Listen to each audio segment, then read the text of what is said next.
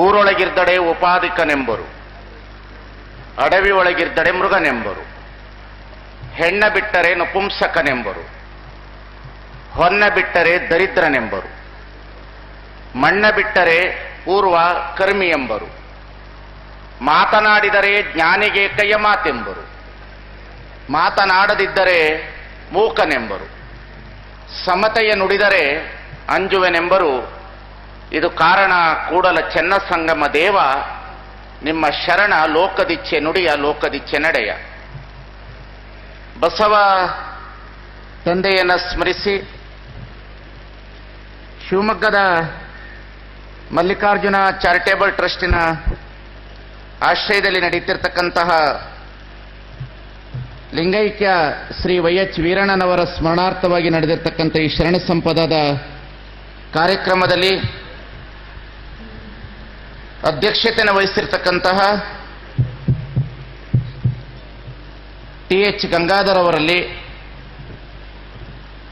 ಹಾಗೂ ಉದ್ಘಾಟನೆಯನ್ನು ಮಾಡಿರ್ತಕ್ಕಂತಹ ಮಾನ್ಯ ಉಪಕುಲಪತಿಗಳವರಲ್ಲಿ ಮಂಜುನಾಥ್ ಭಂಡಾರಿ, ಟಿ.ಎಂ. ಶ್ರೀನಿವಾಸ್, ಎನ್. ರಮೇಶ್, ಷಡಕ್ಷರಯ್ಯ, ಶಾಂತವೀರ ನಾಯಕ ಹಾಗೂ ಮಂಜಪ್ಪ, ಬಸಪ್ಪಗೌಡ, ಸೋಮಶೇಖರಪ್ಪನವರಲ್ಲಿ, ಈ ಕಾರ್ಯಕ್ರಮನ ಅಚ್ಚುಕಟ್ಟಾಗಿ ನಡೆಸಿರ್ತಕ್ಕಂಥ ವೈ.ಎಚ್. ನಾಗರಾಜ್ ಅವರಲ್ಲಿ ಹಾಗೂ ಈ ಎಲ್ಲ ಕಾರ್ಯಕ್ರಮನ ಚೆನ್ನಾಗಿ ನಡೆಸ್ತಿರ್ತಕ್ಕಂಥ ಮಲ್ಲಿಕಾರ್ಜುನ ಚಾರಿಟೇಬಲ್ ಟ್ರಸ್ಟಿನ ಅಧ್ಯಕ್ಷರಲ್ಲಿ, ವೇದಿಕೆ ಮೇಲೆ ಉಪಸ್ಥಿತರಿರುವ ಆತ್ಮೀಯ ಸ್ನೇಹಿತರಲ್ಲಿ ಹಾಗೂ ಭಟ್ಕಳ, ಕುಂದಾಪುರ, ಕಡೂರು, ಬೀರೂರು ಎಲ್ಲ ಕಡೆಯಿಂದ ಆಗಮಿಸಿರ್ತಕ್ಕಂಥ ಎಲ್ಲ ನನ್ನ ಆತ್ಮೀಯ ಸ್ನೇಹಿತ ಬಂಧುಗಳಲ್ಲಿ ತಮ್ಮೆಲ್ಲರಲ್ಲಿ ಭಕ್ತಿಯ ಶರಣಾರ್ಥಿಗಳು.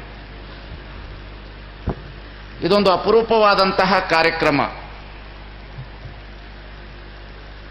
ನಾನು ಷಡಕ್ಷರೇನವರು ಬಹಳ ದಿವಸದಿಂದ ನನ್ನನ್ನು ಇಲ್ಲಿಗೆ ಕರೆಸಬೇಕು ಅಂತ 4-5 ಸಲ ಬೇಡಿಕೆ ಇಟ್ಟರು. ಬರಬಾರ್ದು ಅಂತಲ್ಲ,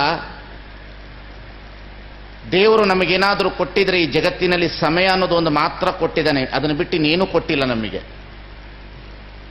ಇನ್ನೆಲ್ಲವೂ ಸುಳ್ಳು. ಅದೊಂದೇ ಸಮಯ ಅನ್ನೋದೊಂದು ಕೊಟ್ಟಿದ್ದಾನೆ. ಆ ಸಮಯ ನಮಗೆ ಸಾಕಾಗ್ತಾ ಇಲ್ಲ. ಹಾಗಾಗಿ ನಾನು ಮೊನ್ನೆ ಈ ಕಾರ್ಯಕ್ರಮಕ್ಕೆ ಬರಬೇಕಾದರೂ ನಮ್ಮ ರಮೇಶ್ ಅವರು ಕಲ್ಯಾಣದಲ್ಲಿ ಇರುವಾಗಲೇ ಅದನ್ನು ಫಿಕ್ಸ್ ಮಾಡಿದ ಈ ಕಾರ್ಯಕ್ರಮ. ನಾನು ಮೊನ್ನೆ ಓಮನ್ ದೇಶಕ್ಕೆ ಹೋಗಿ ಬಂದೊಂದು ವಾರದ ನಂತರ ಪುನಃ ನಿನ್ನೆ ಕಾರ್ಯಕ್ರಮ, ನಿನ್ನೆ ಒಂದೇ ದಿನ ರೆಸ್ಟು, ಇವತ್ತು ಮಾತ್ರ ಪುನಃ ಇಲ್ಲಿಗೆ ಬಂದಿದ್ದೇನೆ.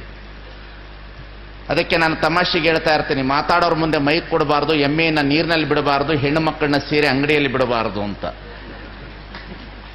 ಪಾಟೀಲ್ ಪುಟ್ಟಪ್ಪನವರು ಹೇಳ್ತಾ ಇರ್ತಾರೆ, ಈ ಸಮಾಜದಲ್ಲಿ ಉಚಿತವಾಗಿ ದೊರೆಯುವುದೇನಾದರೂ ಇದ್ದರೆ ಸ್ವಾಮಿಗಳ ಆಶೀರ್ವಚನ ಅಂತ. ಹಾಗಾಗಿ ನಾನು ಈ ನೆಲೆಗಟ್ಟಿನ ಮೇಲೆ ಮಾತನಾಡೋದು ಕಾರಣ ಏನು ಅಂತಂದ್ರೆ, ಶಿವಮೊಗ್ಗದಲ್ಲಿ ಮಾತನಾಡಲಿಕ್ಕೆ ಕಾರಣ ಇರೋದು, ಈ ಶಿವಮೊಗ್ಗ ಬಹಳ ದೊಡ್ಡ ಸಮತಾವಾದದ ಗೋಪಾಲಗೌಡ ಶಾಂತವೇರಿಯವರ ಹಾಗೂ ಅನೇಕ ಜನರ ವ್ಯವಸ್ಥೆ ಒಳಗಡೆ ಇಲ್ಲಿ ಚಿಂತನೆ ಪ್ರಾರಂಭವಾಗಿರ್ತಕ್ಕಂಥ ನೆಲೆ ಇದು. ಲೋಹಿಯ ಚಿಂತನೆಯೂ ಸಹ ಈ ನೆಲದಲ್ಲಿ ಪ್ರಾರಂಭ ಬಂದಿದೆ ಅನ್ನತಕ್ಕಂಥದ್ದನ್ನು ನಾವು ಕಂಡಿದ್ದೇವೆ. ಇವತ್ತಿನ ಪ್ರವಚನ ಅಥವಾ ಭಾಷಣ ಇಲ್ಲ, ಸುಮ್ಮನೆ ವೇದಿಕೆ ಮೇಲೆ ಒಂದು ಚಿಂತನೆ ಅಷ್ಟೇ ಈ ವೇದಿಕೆ.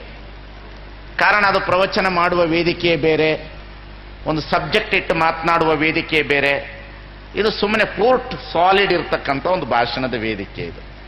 ಎಲ್ಲ ಹಣ್ಣುಗಳನ್ನು ಸೇರಿಸಿ ಐಸ್ ಕ್ರೀಮ್ ತಿನ್ನುವಂಥ ಒಂದು ವೇದಿಕೆ ಇದು ಅಷ್ಟೇ. ಹಾಗಾಗಿ ಇಲ್ಲಿ ನಾವು ತಾವೆಲ್ಲರೂ ನಿರೀಕ್ಷಣೆಯಲ್ಲಿ ಕೂತಿರೋದು ಬಹಳ ಆಸಕ್ತಿಯಿಂದ ಕೂತಿದ್ದೀರಿ. ಸಂದರ್ಭ ಇದೆ, 1 ತಿಂಗಳ ಕಾಲ ಇಲ್ಲಿ ಮಾತನಾಡ್ತೇನೆ.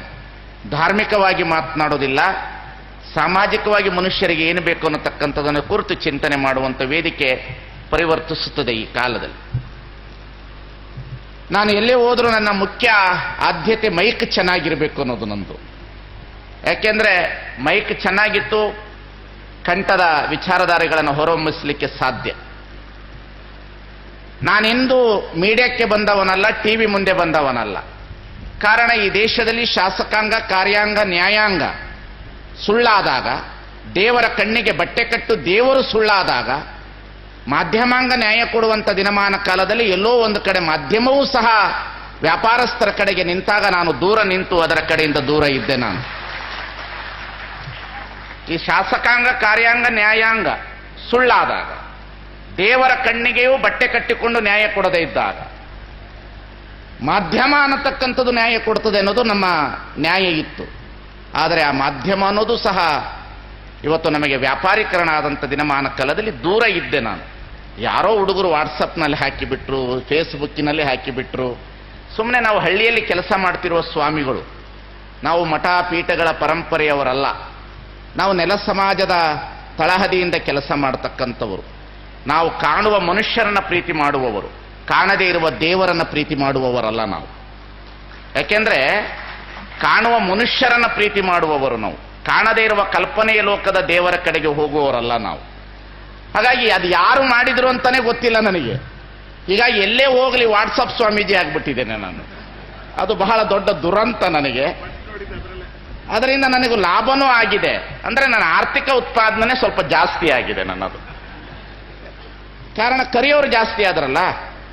ಯಾಕಂದ್ರೆ ಸ್ವಾಮಿಗಳು ಅಂದ್ರೆ ಕೇವಲ ಪಾದ ಪೂಜೆ ಕರೆಯೋದು, ಗುಡಿ ಉದ್ಘಾಟನೆ ಕರೆಯೋದು, ಕಳಸ ಇಡಕ್ಕೆ ಕರೆಯೋದು, ಮನೆ ಉದ್ಘಾಟನೆ ಕರೆಯೋದು, ಹೋಮ ಮಾಡೋದಕ್ಕೆ ಕರೆಯೋದು, ಇಷ್ಟಕ್ಕೆ ಸೀಮಿತ ಆಗಿದಂತಹ ಸ್ವಾಮಿಗಳನ್ನೇ ಕರೀತಾರೆ. ನಮ್ಮಂಥವ್ರನ್ನ ಕರೆಯೋದು ಬಹಳ ಕಷ್ಟ. ಒಂದು ಸಲ ಕರೆದ ಮೇಲೆ ಇನ್ನೊಂದು ಸಲ ಕರೆಯೋದಿಲ್ಲ ಯಾರು ನಮ್ಮನ್ನ. ಬಹಳ ಕಷ್ಟ. ನನ್ನನ್ನು ಬಹಳ ಕಡಿಮೆ ಕರೆಯೋದು. ಕಾರಣ ಏನಂತಂದ್ರೆ ನಾನು ಪಾದ ಪೂಜೆ ಮಾಡಿಸ್ಕೊಳ್ಳೋದಿಲ್ಲ. ನಾನು ವಿಚಾರಗಳನ್ನೇ ಭಿನ್ನಾಭಿಪ್ರಾಯವಾಗಿ ಹೇಳೋದಲ್ಲ. ಪಾದ ಪೂಜೆ ಮಾಡಿದ ಕೂಡಲೇ ಒಬ್ಬ ಸ್ವಾಮಿಗಳ ಕಾಲು ತೊಳೆದು ನೀರು ಕುಡಿದ್ರೆ ಪುಣ್ಯ ಬರೋದಾದ್ರೆ ಸ್ವಾಮಿಗಳ ಕಾಲು ತಗೊಂಡು ಕಾವೇರಿ ನದಿಗೆ ಇಟ್ಟುಬಿಟ್ರೆ ಕುಡಿದವರೆಲ್ಲರೂ ಪುಣ್ಯಾತ್ಮರಾಗ್ತಾರೆ ಅನ್ನತಕ್ಕಂಥ ವ್ಯಕ್ತಿ ನಾನು. ಹಾಗಾಗಿ ನಾನು ಇದರಿಂದೆಲ್ಲ ದೂರ ಇರತಕ್ಕಂಥ ಸ್ವಾಮೀಜಿಗಳನ್ನು ಗುರುತಿಸಿ ಕರೆಯೋದು ಬಹಳ ಕಷ್ಟ. ಕೆಲವರು ಹೇಳ್ತಾರೆ, ಎದಕ್ಕೆ ನೀವು ಸ್ವಾಮಿಗಳೇ ಈ ಬಟ್ಟೆ ಹಾಕಿದ್ದೀರಿ ಅಂತ. ಏನು ಮಾಡೋಕ್ಕಾಗೋದು? ಈ ಬಟ್ಟೆ ಹೇಳಿಕೊಂಡು ಒಳ್ಳೆಯವರು ಕೆಲಸ ಮಾಡಿದ್ದಾರೆ, ಈ ಬಟ್ಟೆ ಹಾಕೊಂಡು ಕೆಟ್ಟವರು ಈ ಸಮಾಜವನ್ನು ಕೆಡಿಸಿರುವಾಗ ಈ ಬಟ್ಟೆ ಹಾಕೊಂಡೇ ಒಳ್ಳೆ ವಿಚಾರಗಳನ್ನು ಹೇಳಬೇಕು ಅಂತ ಸ್ವಾಮೀಜಿ ಆಗಿದ್ದೇನೆ ಅನ್ನತಕ್ಕಂಥ ಮಾತನ್ನು ನಾನು ಹೇಳಲಿಕ್ಕೆ ಇಷ್ಟಪಡ್ತೇನೆ ನಾನು. ಹಾಗಾಗಿ ಇವತ್ತಿನ ದಿನಮಾನ ಕಾಲದಲ್ಲಿ, ಪ್ರಸ್ತುತ ದಿನಮಾನ ಕಾಲದಲ್ಲಿ ನಮಗೆ ಧರ್ಮ ಮತ್ತು ದೇವರ ಬಗ್ಗೆ ಸ್ಪಷ್ಟೀಕರಣ ಆಗಬೇಕು. ಇವೆರಡೇ ಗೊಂದಲ ಭಾರತದಲ್ಲಿ. ಭಾರತ ದೇಶದಲ್ಲಿರುವ ಗೊಂದಲ ಧರ್ಮ ಮತ್ತು ದೇವರು. ಇವೆರಡು ಬಹಳ ದೊಡ್ಡ ಗೊಂದಲ ಇವತ್ತು. ಅದೇ ಇಸ್ಲಾಂ ಸಮಾಜದಲ್ಲಿ ಧರ್ಮ ಮತ್ತು ದೇವರ ಬಗ್ಗೆ ಗೊಂದಲ ಇಲ್ಲ. ಜಾಗತಿಕ ಮಟ್ಟದಲ್ಲಿ ಇರುವಂಥ ಇಸ್ಲಾಂ ಧರ್ಮ 280 ಕೋಟಿ ಸಮುದಾಯವನ್ನು ತೆಕ್ಕೆಯಲ್ಲಿ ಹಾಕಿಕೊಂಡಿರ್ತಕ್ಕಂಥ ಇಸ್ಲಾಂ ಧರ್ಮ ದೇವರು ಮತ್ತು ಧರ್ಮದಲ್ಲಿ ಬಹಳ ಸ್ಪಷ್ಟೀಕರಣ. ಅವರು ಅನೇಕ ಮೂಢನಂಬಿಕೆ ಅವರ ಧರ್ಮದಲ್ಲಿ ಇದೆ, ಅದು ನಂತರದ ವಿಚಾರಧಾರೆ, ಪರ್ಸೆಂಟೇಜ್ ಪ್ರಕಾರ. ಆದರೆ ದೇವರು ಮತ್ತು ಧರ್ಮದ ವಿಚಾರಧಾರೆಗಳಲ್ಲಿ ಅವರು ಸ್ಪಷ್ಟೀಕರಣ. ದೇವರು ನಿರಾಕಾರ, ದೇವರು ಏನನ್ನು ಬೇಡುವುದಿಲ್ಲ, ದೇವರು ಏನನ್ನು ಕೇಳುವುದಿಲ್ಲ, ದೇವರನ್ನತಕ್ಕಂಥವನು ಆಕಾರದಲ್ಲಿ ಇರುವವನಲ್ಲ, ದೇವರು ಸರ್ವವ್ಯಾಪಿಯಾಗಿರ್ತಕ್ಕಂಥವನು. ಈ ರೀತಿಯಲ್ಲಿ ಅವರು ದೇವರ ವಿಚಾರಧಾರೆಯಲ್ಲಿ ಜನರನ್ನು ಸ್ಪಷ್ಟೀಕರಣ ಮಾಡಿರುವುದರಿಂದ ಅವರ ದುಡಿದ ಹಣವೆಲ್ಲವೂ ಮನೆಯಲ್ಲಿ ಡಿಪಾಸಿಟ್ ಆಗ್ತಿರೋದ್ರಿಂದ ದೇಶದ ಅಭಿವೃದ್ಧಿನ ಅವರ ಕಡೆಯಿಂದ ನೋಡಲಿಕ್ಕೆ ಸಾಧ್ಯತೆ ಇರುತ್ತೆ. ಆದರೆ ಭಾರತ ದೇಶದಲ್ಲಿ ದೇವರು ಮತ್ತು ಧರ್ಮದ ಕಡೆ ಬಹಳ ವಿಪರೀತವಾದಂತಹ ನಂಬಿಕೆ, ಮೂಢನಂಬಿಕೆ, ಹೇರಲ್ಪಟ್ಟ ನಂಬಿಕೆ, ಸ್ವಾಮಿಗಳ ನಂಬಿಕೆ. ಹೀಗಾಗಿ ಈ ಸಮಾಜದೊಳಗಡೆ, ಈ ಭಾರತದಲ್ಲಿ ಆರ್ಥಿಕ ಪರಿಸ್ಥಿತಿಯನ್ನು ಎತ್ತಬೇಕಾದ್ರೆ ಬಹಳ ಕಷ್ಟ ಇದೆ. ಹಾಗಾಗಿ ನಾನು ವಿಚಾರ ಮಾಡಿ ಈ ದೇವರು ಮತ್ತು ಧರ್ಮ ಅನ್ನತಕ್ಕಂಥದನ್ನು ಸ್ಪಷ್ಟೀಕರಣ ಮಾಡಬೇಕನ್ನೋ ಉದ್ದೇಶದಿಂದ ನಾನು ಹೋರಾಟ ಮಾಡ್ತಾ ಇದ್ದೇನೆ. ಇನ್ನೇನು ಅಲ್ಲ ನನ್ನದು. ದೇವರಂದ್ರೆ ಯಾರು? ಇದು ಸ್ಪಷ್ಟೀಕರಣ ಆಗಬೇಕು. ಧರ್ಮ ಅಂದ್ರೆ ಯಾವುದು? ಇದು ಸ್ಪಷ್ಟೀಕರಣ ಆಗಬೇಕು. ಇವೆರಡು ಸ್ಪಷ್ಟೀಕರಣ ಆಯಿತು, ನಮ್ಮ ಜನ ಬಹಳ ಆನಂದವಾಗಿ ಬದುಕ್ತಾರೆ ಇರುವಷ್ಟು ದಿನ. ನಮ್ಮ ಜೀವನದಲ್ಲಿ ಗೊಂದಲ ಯಾವುದಂದ್ರೆ ದೇವರು ಮತ್ತು ಧರ್ಮ. ಬಹಳ ದೊಡ್ಡ ಗೊಂದಲ ಭಾರತೀಯರಲ್ಲಿ. ಎಷ್ಟು ದೇವರು? 380 ಕೋಟಿ ಮುಕ್ಕೋಟಿ ದೇವತೆಗಳು. 33 ಕೋಟಿ. ಎಷ್ಟು ಕೋಟಿ ರೀ? 30? ನಿಮ್ಮ ದೇವರು 33 ಕೋಟಿ, ನಿಮ್ಮ ಜನಸಂಖ್ಯೆ 120 ಕೋಟಿ. ಹಾಗಾದ್ರೆ ಇನ್ನೆಷ್ಟು ಹುಟ್ಟಬೇಕಾವ ಅಂತ ಚಿಂತನೆ ಮಾಡ್ರಿ ನೀವು. ಅಂದ್ರೆ ಈ ದೇಶದೊಳಗಡೆ ಏನು ಆಗ್ತಾ ಇದ್ದೀವಿ ಅನ್ನತಕ್ಕಂಥ ಪ್ರಜ್ಞೆ ನಮ್ಮಲ್ಲಿ ತಪ್ಪೋಗಿದೆ. ಬಹಳ ಮುಖ್ಯವಾಗಿ ಇವತ್ತು ನಮ್ಮ ಸಮಾಜದಲ್ಲಿ ಜನರನ್ನು ಬಹಳ ಚೆನ್ನಾಗಿ ಬಡದೆಬ್ಬಿಸಬೇಕಾಗಿದೆ. ದೇವರಂದ್ರೆ ಯಾರು? ನಾನು ದೇವರ ವಿರುದ್ಧಿ ಅಲ್ಲ ನಾನು, ಅಥವಾ ಬುದ್ಧನ ತರ ನಿರೀಶ್ವರವಾದಿಯೂ ಅಲ್ಲ, ಮಹಾವೀರನ ತರ ನಿರೀಶ್ವರವಾದಿಯೂ ಅಲ್ಲ ನಾವುಗಳು, ಲೋಕಾಯತರ ತರ, ಚಾರುವಾಹಕರ ತರ ನಾಲ್ಕೇ ತತ್ವವನ್ನು ಒಪ್ಪುವವರಲ್ಲ ನಾವು. ಈ ದೇಶದೊಳಗಡೆ ಒಂದು ಈ ಶಕ್ತಿ ಇದೆ ಅನ್ನತಕ್ಕಂಥದ್ದನ್ನು ಒಪ್ಪಿರ್ತಕ್ಕಂಥವ್ರು ನಾವು. ಹಾಗಾದ್ರೆ ಆ ದೇವರು ಅಂದ್ರೆ ಯಾರು ಅನ್ನತಕ್ಕಂಥದ್ದು ಜನರಿಗೆ ಸ್ಪಷ್ಟೀಕರಣ ಆಗಬೇಕಾಗಿದೆ. ಬಹಳ ಮುಖ್ಯವಾಗಿ ನಿಮ್ಮಲ್ಲಿ ಅದು ಗೊಂದಲ ಇದೆ, ಬಹಳ ಜನರಲ್ಲಿ ಎಷ್ಟು ಗೊಂದಲ ಇದೆ ಅಂದ್ರೆ, ನಾನು ಅದಕ್ಕೆ ಹೇಳ್ತೇನೆ, ನಮ್ಮ ಧಾರ್ಮಿಕ ಹೆಣ್ಣು ಮಕ್ಕಳು, ಅಂಬೇಡ್ಕರ್ ಅವರು ಹೇಳಿದ ಮಾತು ಬಹಳ ದೊಡ್ಡ ಮಾತು ಇದೆ. ಈ ಭಾರತ ದೇಶದ ಹೆಣ್ಣು ಮಕ್ಕಳು ಗುಡಿಗುಂಡಾರದಲ್ಲಿ ನಿಲ್ಲುವ ಕ್ಯೂ, ಗ್ರಂಥಾಲಯದಲ್ಲಿ ನಿಂತು ಈ ದೇಶದಲ್ಲಿರುವ ಚಿಂತನೆಗಳನ್ನು ಓದಿದಾಗ ಈ ದೇಶದ ಭವಿಷ್ಯವನ್ನು ಬದಲಾವಣೆ ಮಾಡಲಿಕ್ಕೆ ಸಾಧ್ಯತೆ ಇದೆ ಅನ್ನತಕ್ಕಂಥ ಮಾತನ್ನು ಅಂಬೇಡ್ಕರ್ ಅವರು ಹೇಳಿರ್ತಕ್ಕಂಥದನ್ನು ನಾವು ಕಾಣುತ್ತೇವೆ. ಕಾರಣ ಏನು ಅಂತಂದ್ರೆ, ನಮ್ಮಲ್ಲಿ ಬಹಳ ದೊಡ್ಡ ಭಯ ಅಂದ್ರೆ ದೇವ್ರದು, ಬಹಳ ದೊಡ್ಡ ಭಯ ನಮಗೆ. ಆ ದೇವ್ರು ಏನು ಮಾಡ್ತಾನೋ, ಈ ದೇವ್ರು ಏನು ಮಾಡ್ತಾನೋ, ಕಲ್ಲಪ್ಪ ಏನು ಮಾಡ್ತಾನೋ, ಮಲ್ಲಪ್ಪ ಏನು ಮಾಡ್ತಾನೋ, ದುರ್ಗಪ್ಪ ಏನು ಮಾಡ್ತಾನೋ, ಕಟಕಟ ವೀರಭದ್ರ ಏನು ಮಾಡ್ತಾನೋ, ಕೃಷ್ಣ ಏನು ಮಾಡ್ತಾನೋ, ರಾಮ ಏನು ಮಾಡ್ತಾನೋ. ನಮಗೆ ಇದೇ ಬಹಳ ದೊಡ್ಡ ದುರಂತ ಇವತ್ತು ನಮ್ಮಲ್ಲಿ. ನಮ್ಮ ಭಾರತೀಯರ ಒಳಗಡೆ ದೇವರು ಅನ್ನುವಂತಕ್ಕಂಥದ್ದು ಸ್ಪಷ್ಟೀಕರಣ ಆಗಿಬಿಟ್ರೆ ನಮ್ಮ ಜನ ದುಡಿದಿದ ಹಣವನ್ನು ಚೆನ್ನಾಗಿ ಬಳಕೆ ಮಾಡಿಕೊಂಡು ಬದುಕ್ತಾರೆ, ಯಾರು ಸಾಲಗಾರರಾಗೋದಿಲ್ಲ. ಕಾರಣ ಏನು ಅಂತಂದ್ರೆ, ಕಾಶ್ಮೀರದಿಂದ ಕನ್ಯಾಕುಮಾರಿಯವರೆಗೆ ಲಕ್ಷ್ಮೀ ಪೂಜೆ ಮಾಡ್ತೇವೆ, ಆದರೆ ಈ ದೇಶದಲ್ಲಿ ದರಿದ್ರತನ ಹೋಗಲಿಲ್ಲ. ಕಾಶ್ಮೀರದಿಂದ ಕನ್ಯಾಕುಮಾರಿಗೆ ಲಕ್ಷ್ಮೀ ಪೂಜೆ ಮಾಡ್ತಾನೆ ಇದ್ದೇವೆ, ಲಕ್ಷ್ಮೀ ಗುಡಿಗಳನ್ನೇ ಕಟ್ಟುತ್ತಾ ಇದ್ದೇವೆ, ಆದರೆ ಈ ದೇಶದ ದರಿದ್ರತನ ಹೋಗಲಿಲ್ಲ. ಆದರೆ ವಿದೇಶದಲ್ಲಿ ಇರ್ತಕ್ಕಂಥವರಿಗೆ ಲಕ್ಷ್ಮಿ ಯಾರು ಅಂತ ಗೊತ್ತಿಲ್ಲ, ಅವರಿಂದ ಸಾಲ ತೆಗೆದುಕೊಂಡು ನಾವು ಬರ್ತೇವೆ. ಅಂದ್ರೆ ನನ್ನ ಭಾಷಣ ನಿಮಗೆ ಇಡಿಸೋದಿಲ್ಲ, ನನಗೆ ಗೊತ್ತಿದೆ, ಯಾಕಂದ್ರೆ ನೀವೆಲ್ಲ ಸಂಪ್ರದಾಯವಾದಿಗಳೇ. ನೀವು ನಮಗೂ ಚಪ್ಪಾಳೆ ತಡ್ತೀರಿ, ಅವ್ರಿಗೂ ಚಪ್ಪಾಳೆ ತಡ್ತೀರಿ. ಮೋಸ್ಟ್ ಡೇಂಜರ್ ನೀವು. ನಿಮಗೆ ನಿಮ್ಮ ಹುಟ್ಟಿದ ಮಕ್ಕಳಿಗೆ ನಿಮಗೆ ಹೆಸರಿಡುವಂತ ಶಕ್ತಿಯನ್ನು ಕಳೆದುಕೊಂಡಿರ್ತಕ್ಕಂಥವ್ರು ನೀವು. ನೀವು ಹುಟ್ಟಿಸಿರುವ ಮಕ್ಕಳಿಗೆ ನಿಮ್ಮ ಪ್ರೀತಿಯ ಹೆಸರನ್ನು ಇಟ್ಟುಕೊಳ್ಳುವಂಥ ಶಕ್ತಿಯನ್ನು ಕಳೆದುಕೊಂಡಿರುವವರು ನಾವು.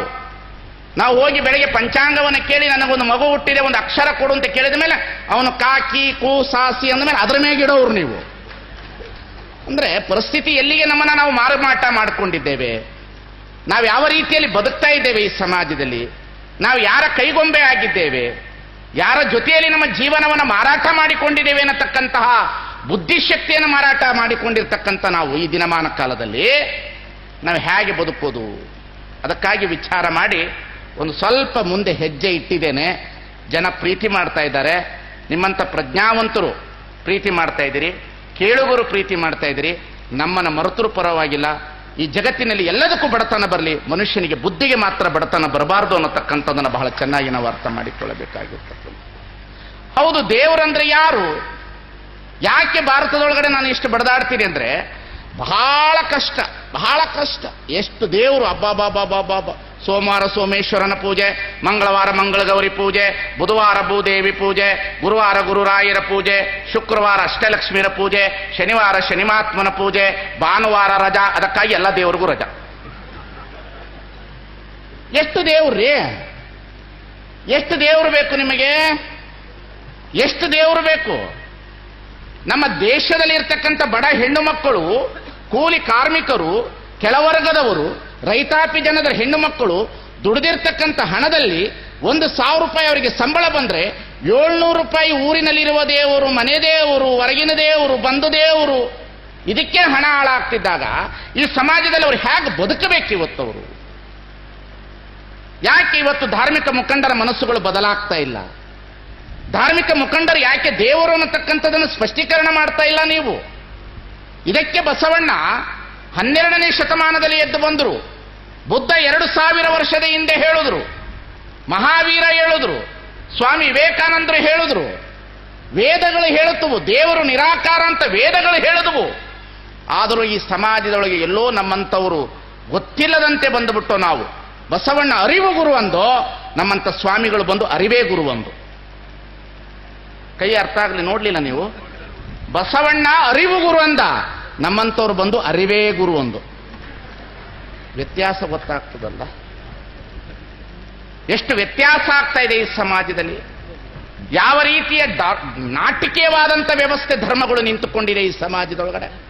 ಯಾವ ರೀತಿಯ ಶೋಷಣೆಯನ್ನು ಮಾಡ್ತಾ ಇದ್ದೇವೆ ಜನರನ್ನ ನಾವು. ಜನರನ್ನು ಬದುಕಲಿಕ್ಕೆ ಬಿಟ್ಟಿದ್ದೀವ ನಾವು? ಜನರನ್ನು ಬೆಳಗ್ಗೆ ಬದುಕಲಿಕ್ಕೆ ಬಿಟ್ಟಿದ್ದೀವ ನಾವು? ಬೆಳಗ್ಗೆ ಏಳುವಾಗ ತನ್ನ ಮಗು ಎಡಗಡೆಯಾದರೂ ಏಳಲಿ ಬಲಗಡೆಯಾದರೂ ಏಳಲಿ, ಅದು ಜೀವ ಇಟ್ಕೊಂಡು ಎದ್ದಿದೆಯಲ್ಲ ಅಂತ ಪ್ರೀತಿ ಮಾಡುವ ಹೃದಯ ಇಲ್ಲ. ಅದು ಎಡಗಡೆ ಎದ್ದು ಕೂಡಲೇ ಅದನ್ನು ಬಡಿದು ಬಲಗಡೆ ಎದ್ದೇಳಬೇಕನ್ನತಕ್ಕಂಥ ಮನೋಭಾವನೆಯನ್ನು ಇಟ್ಟುಕೊಂಡು ಬದುಕಿರುವಂಥ ದಿನಮಾನ ಕಾಲದಲ್ಲಿ ಏನು ಬದುಕೋದು ನಾವು? ಅದು ಬಲಗಡೆನೇ ಎದ್ದೇಳಬೇಕಂತೆ. ಎಡಗಡೆ ಎದ್ರೋ ಇಲ್ಲೋ ಹೊಡೆಯೋದು ಅದಕ್ಕೆ. ಎದ್ದೇಳು ಬಲಗಡೆ. ಸ್ವಾಮಿ, ಎಡಗಡೆ ಆದ್ರೇನು ಬಲಗಡೆ ಆದ್ರೇನು?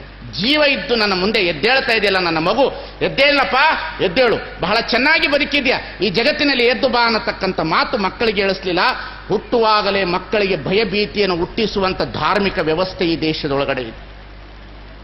ಏಳುವ ಮಗುವಿಗೆ ಎಡಗಡೆ ಏಳಬೇಕೋ ಬಲಗಡೆ ಏಳಬೇಕೋ ಭಯ. ರಾತ್ರಿ ಊಟ ಮಾಡುವಾಗ ಮಗುವಿಗೆ ಗುಮ್ಮ ಬಂತು ನೋಡು, ದೆವ್ವ ಬಂತು ನೋಡು, ಭೂತ ಬಂತು ನೋಡು.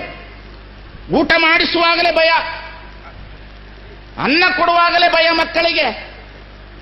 ಆತ್ಮದ ಅಸ್ತಿತ್ವವನ್ನು ಕಸಿದುಕೊಂಡಿರ್ತಕ್ಕಂಥವರು ನಾವು. ನಮ್ಮ ಬುದ್ಧಿಮಟ್ಟಗಳನ್ನು ಮಾರಾಟ ಮಾಡಿಕೊಂಡಿರ್ತಕ್ಕಂಥ ದಿನಮಾನ ಕಾಲದಲ್ಲಿ ಬಸವಣ್ಣ ಬರಬೇಕಾಗ್ತದೆ ನಮ್ಮನ್ನು ಕಾಪಾಡೋದಕ್ಕೆ. ಬಸವಣ್ಣನವರು ಬಹಳ ಸಣ್ಣವರು, ಕೆಲಸ ಮಾಡ್ತಾ ಇರ್ತಾರೆ ಮನೆ ಒಳಗಡೆ.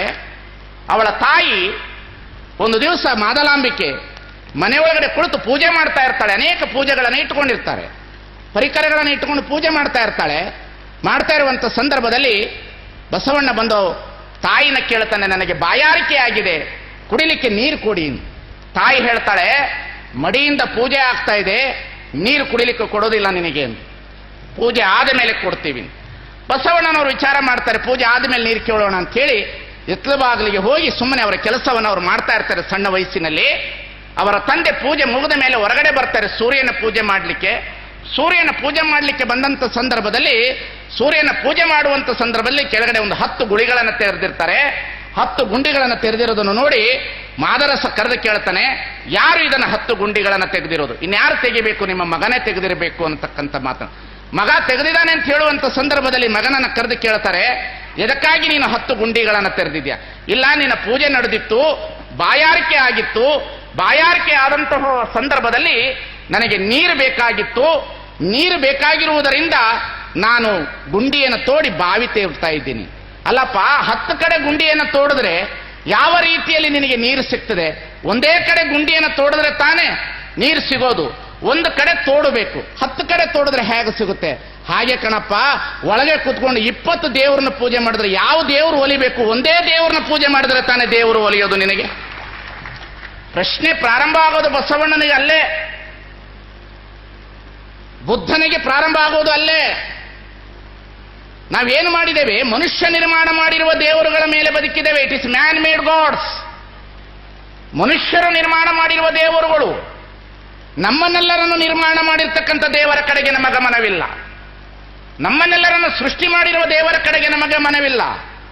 ಮನುಷ್ಯರು ಸೃಷ್ಟಿಸಿರುವ ದೇವರುಗಳ ಮೇಲೆ ನಮ್ಮ ಗಮನ, ಪುರಾಣಗಳು ಸೃಷ್ಟಿಸಿರುವಂತಹ ದೇವರುಗಳ ಮೇಲೆ ನಮ್ಮ ಗಮನ, ಶೋಷಣೆಯನ್ನು ಮಾಡುವಂಥ ಜನರುಗಳ ಮೇಲೆ ನಮ್ಮ ಗಮನ.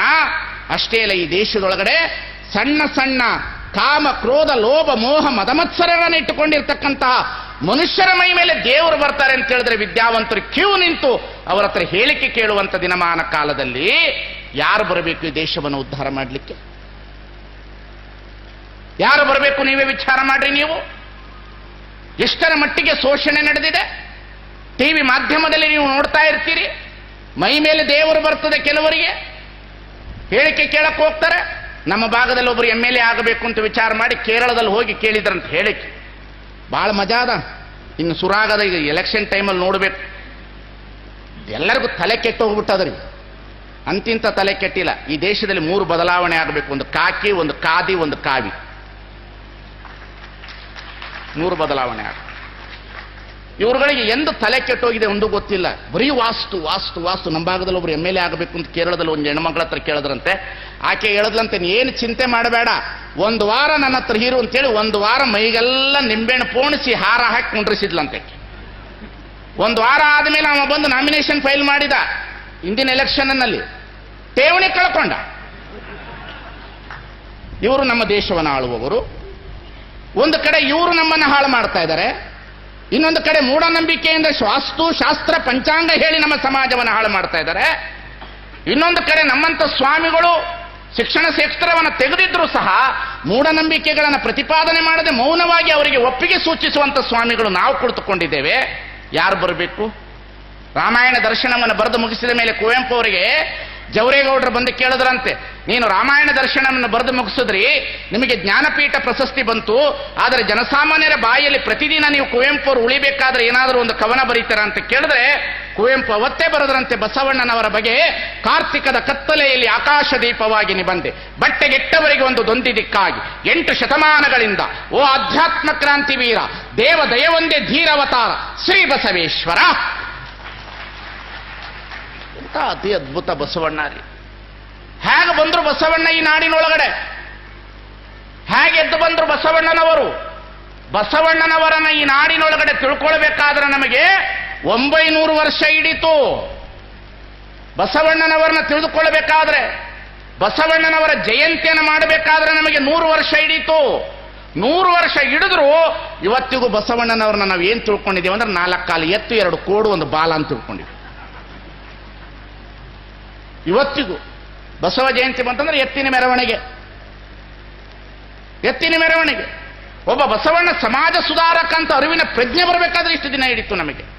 ಸ್ವಾಮಿ, ಹೇಗೆ ಬಸವ ಜಯಂತಿಯನ್ನು ಯಾರು ಮಾಡಿದ್ರು ಅಂತ ತಿಳಿದುಕೊಂಡ್ರಿ ನೀವು? ಈ ನಾಡಿನಲ್ಲಿರ್ತಕ್ಕಂಥ ಮಠಾಧೀಶರಲ್ಲಿ ಎಲ್ಲರೂ ಪ್ರಶ್ನೆ ಹಾಕಿಕೊಳ್ಳಬೇಕು. ಈ ನಾಡಿನಲ್ಲಿರ್ತಕ್ಕಂಥ ಪ್ರಜ್ಞಾವಂತರು ಜನರು ಪ್ರಶ್ನೆ ಹಾಕಿಕೊಳ್ಳಬೇಕು. ಈ ನಾಡಿನಲ್ಲಿರ್ತಕ್ಕಂಥ ಪ್ರಗತಿಪರ ರೈತರು ಪ್ರಜ್ಞೆಯನ್ನು ಹಾಕಿಕೊಳ್ಳಬೇಕು. ಈ ನಾಡಿನಲ್ಲಿರ್ತಕ್ಕಂಥ ವಿದ್ಯಾವಂತರು ಪ್ರಶ್ನೆ ಹಾಕಿಕೊಳ್ಳಬೇಕು. ಸ್ವಾಮಿ, ಬಸವ ಜಯಂತಿಯನ್ನು ಮಾಡಿದವರು ಕರ್ನಾಟಕದ ಎಲ್ಲ ಮಠಾಧೀಶರಲ್ಲ, ರಾಜಕಾರಣಿಗಳಲ್ಲ, ಈ ದೇಶದಲ್ಲಿ ಇರ್ತಕ್ಕಂಥ ಪಂಡಿತರಲ್ಲ, ಜ್ಯೋತಿಷ್ಯರಲ್ಲ, ಈ ನಾಡಿನಲ್ಲಿ ಹುಟ್ಟಿದಂಥ ಒಬ್ಬ, ಈ ಸಂದರ್ಭದಲ್ಲಿ ಹೇಳಬೇಕಾಗ್ತದೆ ನಾನು, ದಾಸಿಯ ಪುತ್ರನಾಗಿ ಹುಟ್ಟಿರ್ತಕ್ಕಂಥ ಹರಡೆಕರ್ ಮಂಜಪ್ಪನವರು ಈ ದೇಶದೊಳಗೆ ಮೊಟ್ಟ ಮೊದಲಿಗೆ ಬಸವ ಜಯಂತಿಯನ್ನು ಕೊಟ್ಟಿದ್ದಾರೆ. ಇದೇ ನಾಡಿನವರು, ಸಿರಿಸಿಯವರವರು, ಹರಡೆಕರ್ ಮಂಜಪ್ಪನವರು. ತಾಯಿ ಇದ್ರು, ತಂದೆ ಯಾರು ಅಂತ ಗೊತ್ತಿರಲಿಲ್ಲ, ಟೀಚರ್ ಆಗಿದ್ರು.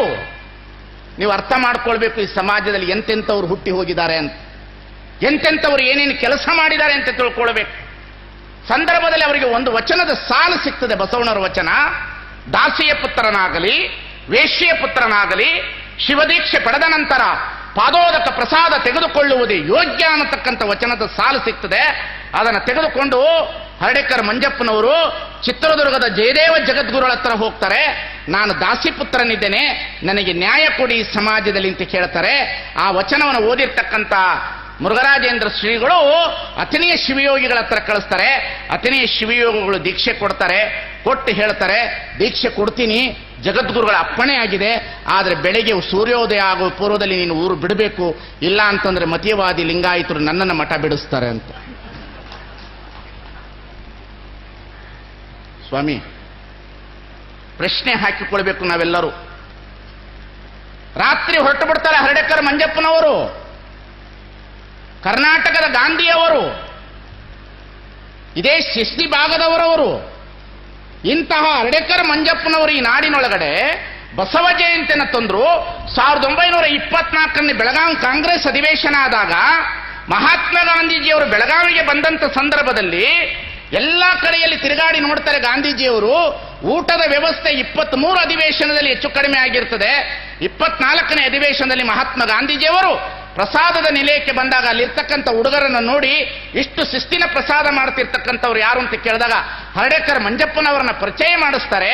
ಹರಡೆಕರ್ ಮಂಜಪ್ಪನವರು ಪರಿಚಯ ಆದ ನಂತರ ಹರಡೆಕರ್ ಮಂಜಪ್ಪನವರಿಗೆ ಗಾಂಧೀಜಿ ಕೇಳ್ತಾರೆ, ಇದನ್ನೆಲ್ಲ ಹೇಗೆ ಮಾಡಿದೆ ಅಂತ. ನಮ್ಮಂಥವರಾಗಿದ್ರೆ ನಾವೇ ಮಾಡುದು ಅಂತ ಹೇಳ್ತಿದ್ದೋ. ಆದರೆ ಹರಡೆಕರ್ ಮಂಜಪ್ಪನವರು ಹೇಳಿದ್ರು, ಇಲ್ಲ, ಈ ಒಂದು ದಾಸೋಹದ ವ್ಯವಸ್ಥೆ 12ನೇ ಶತಮಾನದಲ್ಲಿ ಆಗಿ ಹೋದಂಥ ಬಸವಣ್ಣನವರ ಕಾಯಕ ತತ್ವ ಅಸ್ಪೃಶ್ಯತೆ ನಿವಾರಣೆಯ ಬಗ್ಗೆ ಗಾಂಧೀಜಿಗೆ ಅರಿವನ್ನು ಮೂಡಿಸ್ತಾರೆ.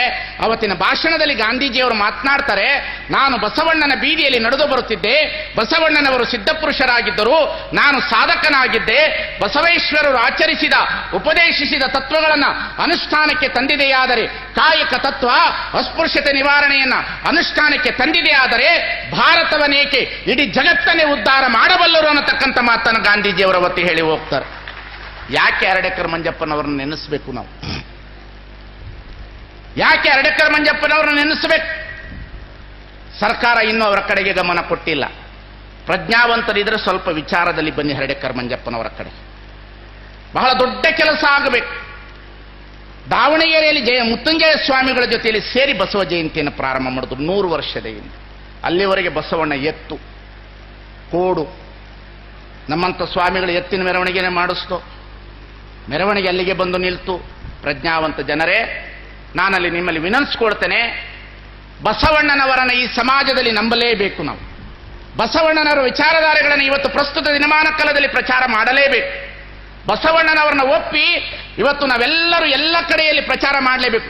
ಬಸವಣ್ಣ ಲಿಂಗಾಯತರು ಸೊತ್ತಲ್ಲ, ಬಸವಣ್ಣ ಲಿಂಗಾಯತರು ಸೊತ್ತಲ್ಲ, ಬಸವಣ್ಣ ಕರ್ನಾಟಕದ ಸೊತ್ತಲ್ಲ, ಬಸವಣ್ಣ ಕರ್ನಾಟಕದ ಸೊತ್ತಲ್ಲ, ಲಿಂಗಾಯತರು ಸೊತ್ತಲ್ಲ. ಇವತ್ತು ಥೇಮ್ಸ್ ನದಿಯ ದಡದಲ್ಲಿ ಬಸವಣ್ಣನವರ ಮೂರ್ತಿ ಇಡ್ತಾರೆ ಅಂತಂದ್ರೆ, ಸೂರ್ಯ ಮುಳುಗದ ಸಾಮ್ರಾಜ್ಯ ಇವತ್ತು ಬಸವಣ್ಣನವರ ಮೂರ್ತಿ ಇಡ್ತಾರೆ ಅಂತಂದ್ರೆ ಅವರೇನು ಅವಿದ್ಯಾವಂತರಲ್ಲ, ಬುದ್ಧಿವಂತರು. ಅಂತಹ ಸ್ಥಳದಲ್ಲಿ ಬಸವಣ್ಣ ಹೋಗಿ ನಿಲ್ತಾನೆ ಅಂತಂದ್ರೆ, ಸ್ವಾಮಿ ಬುದ್ಧ ರಾಜನಾಗಿದ್ದಂಥವರು, ಬುದ್ಧ ರಾಜನಾಗಿ ಕ್ಷತ್ರಿಯನಾಗಿ ತನ್ನ ರಾಜ ಪರಂಪರೆಯ ಮೇಲೆ ಧರ್ಮವನ್ನು ಸ್ಥಾಪನೆ ಮಾಡಿದವರು.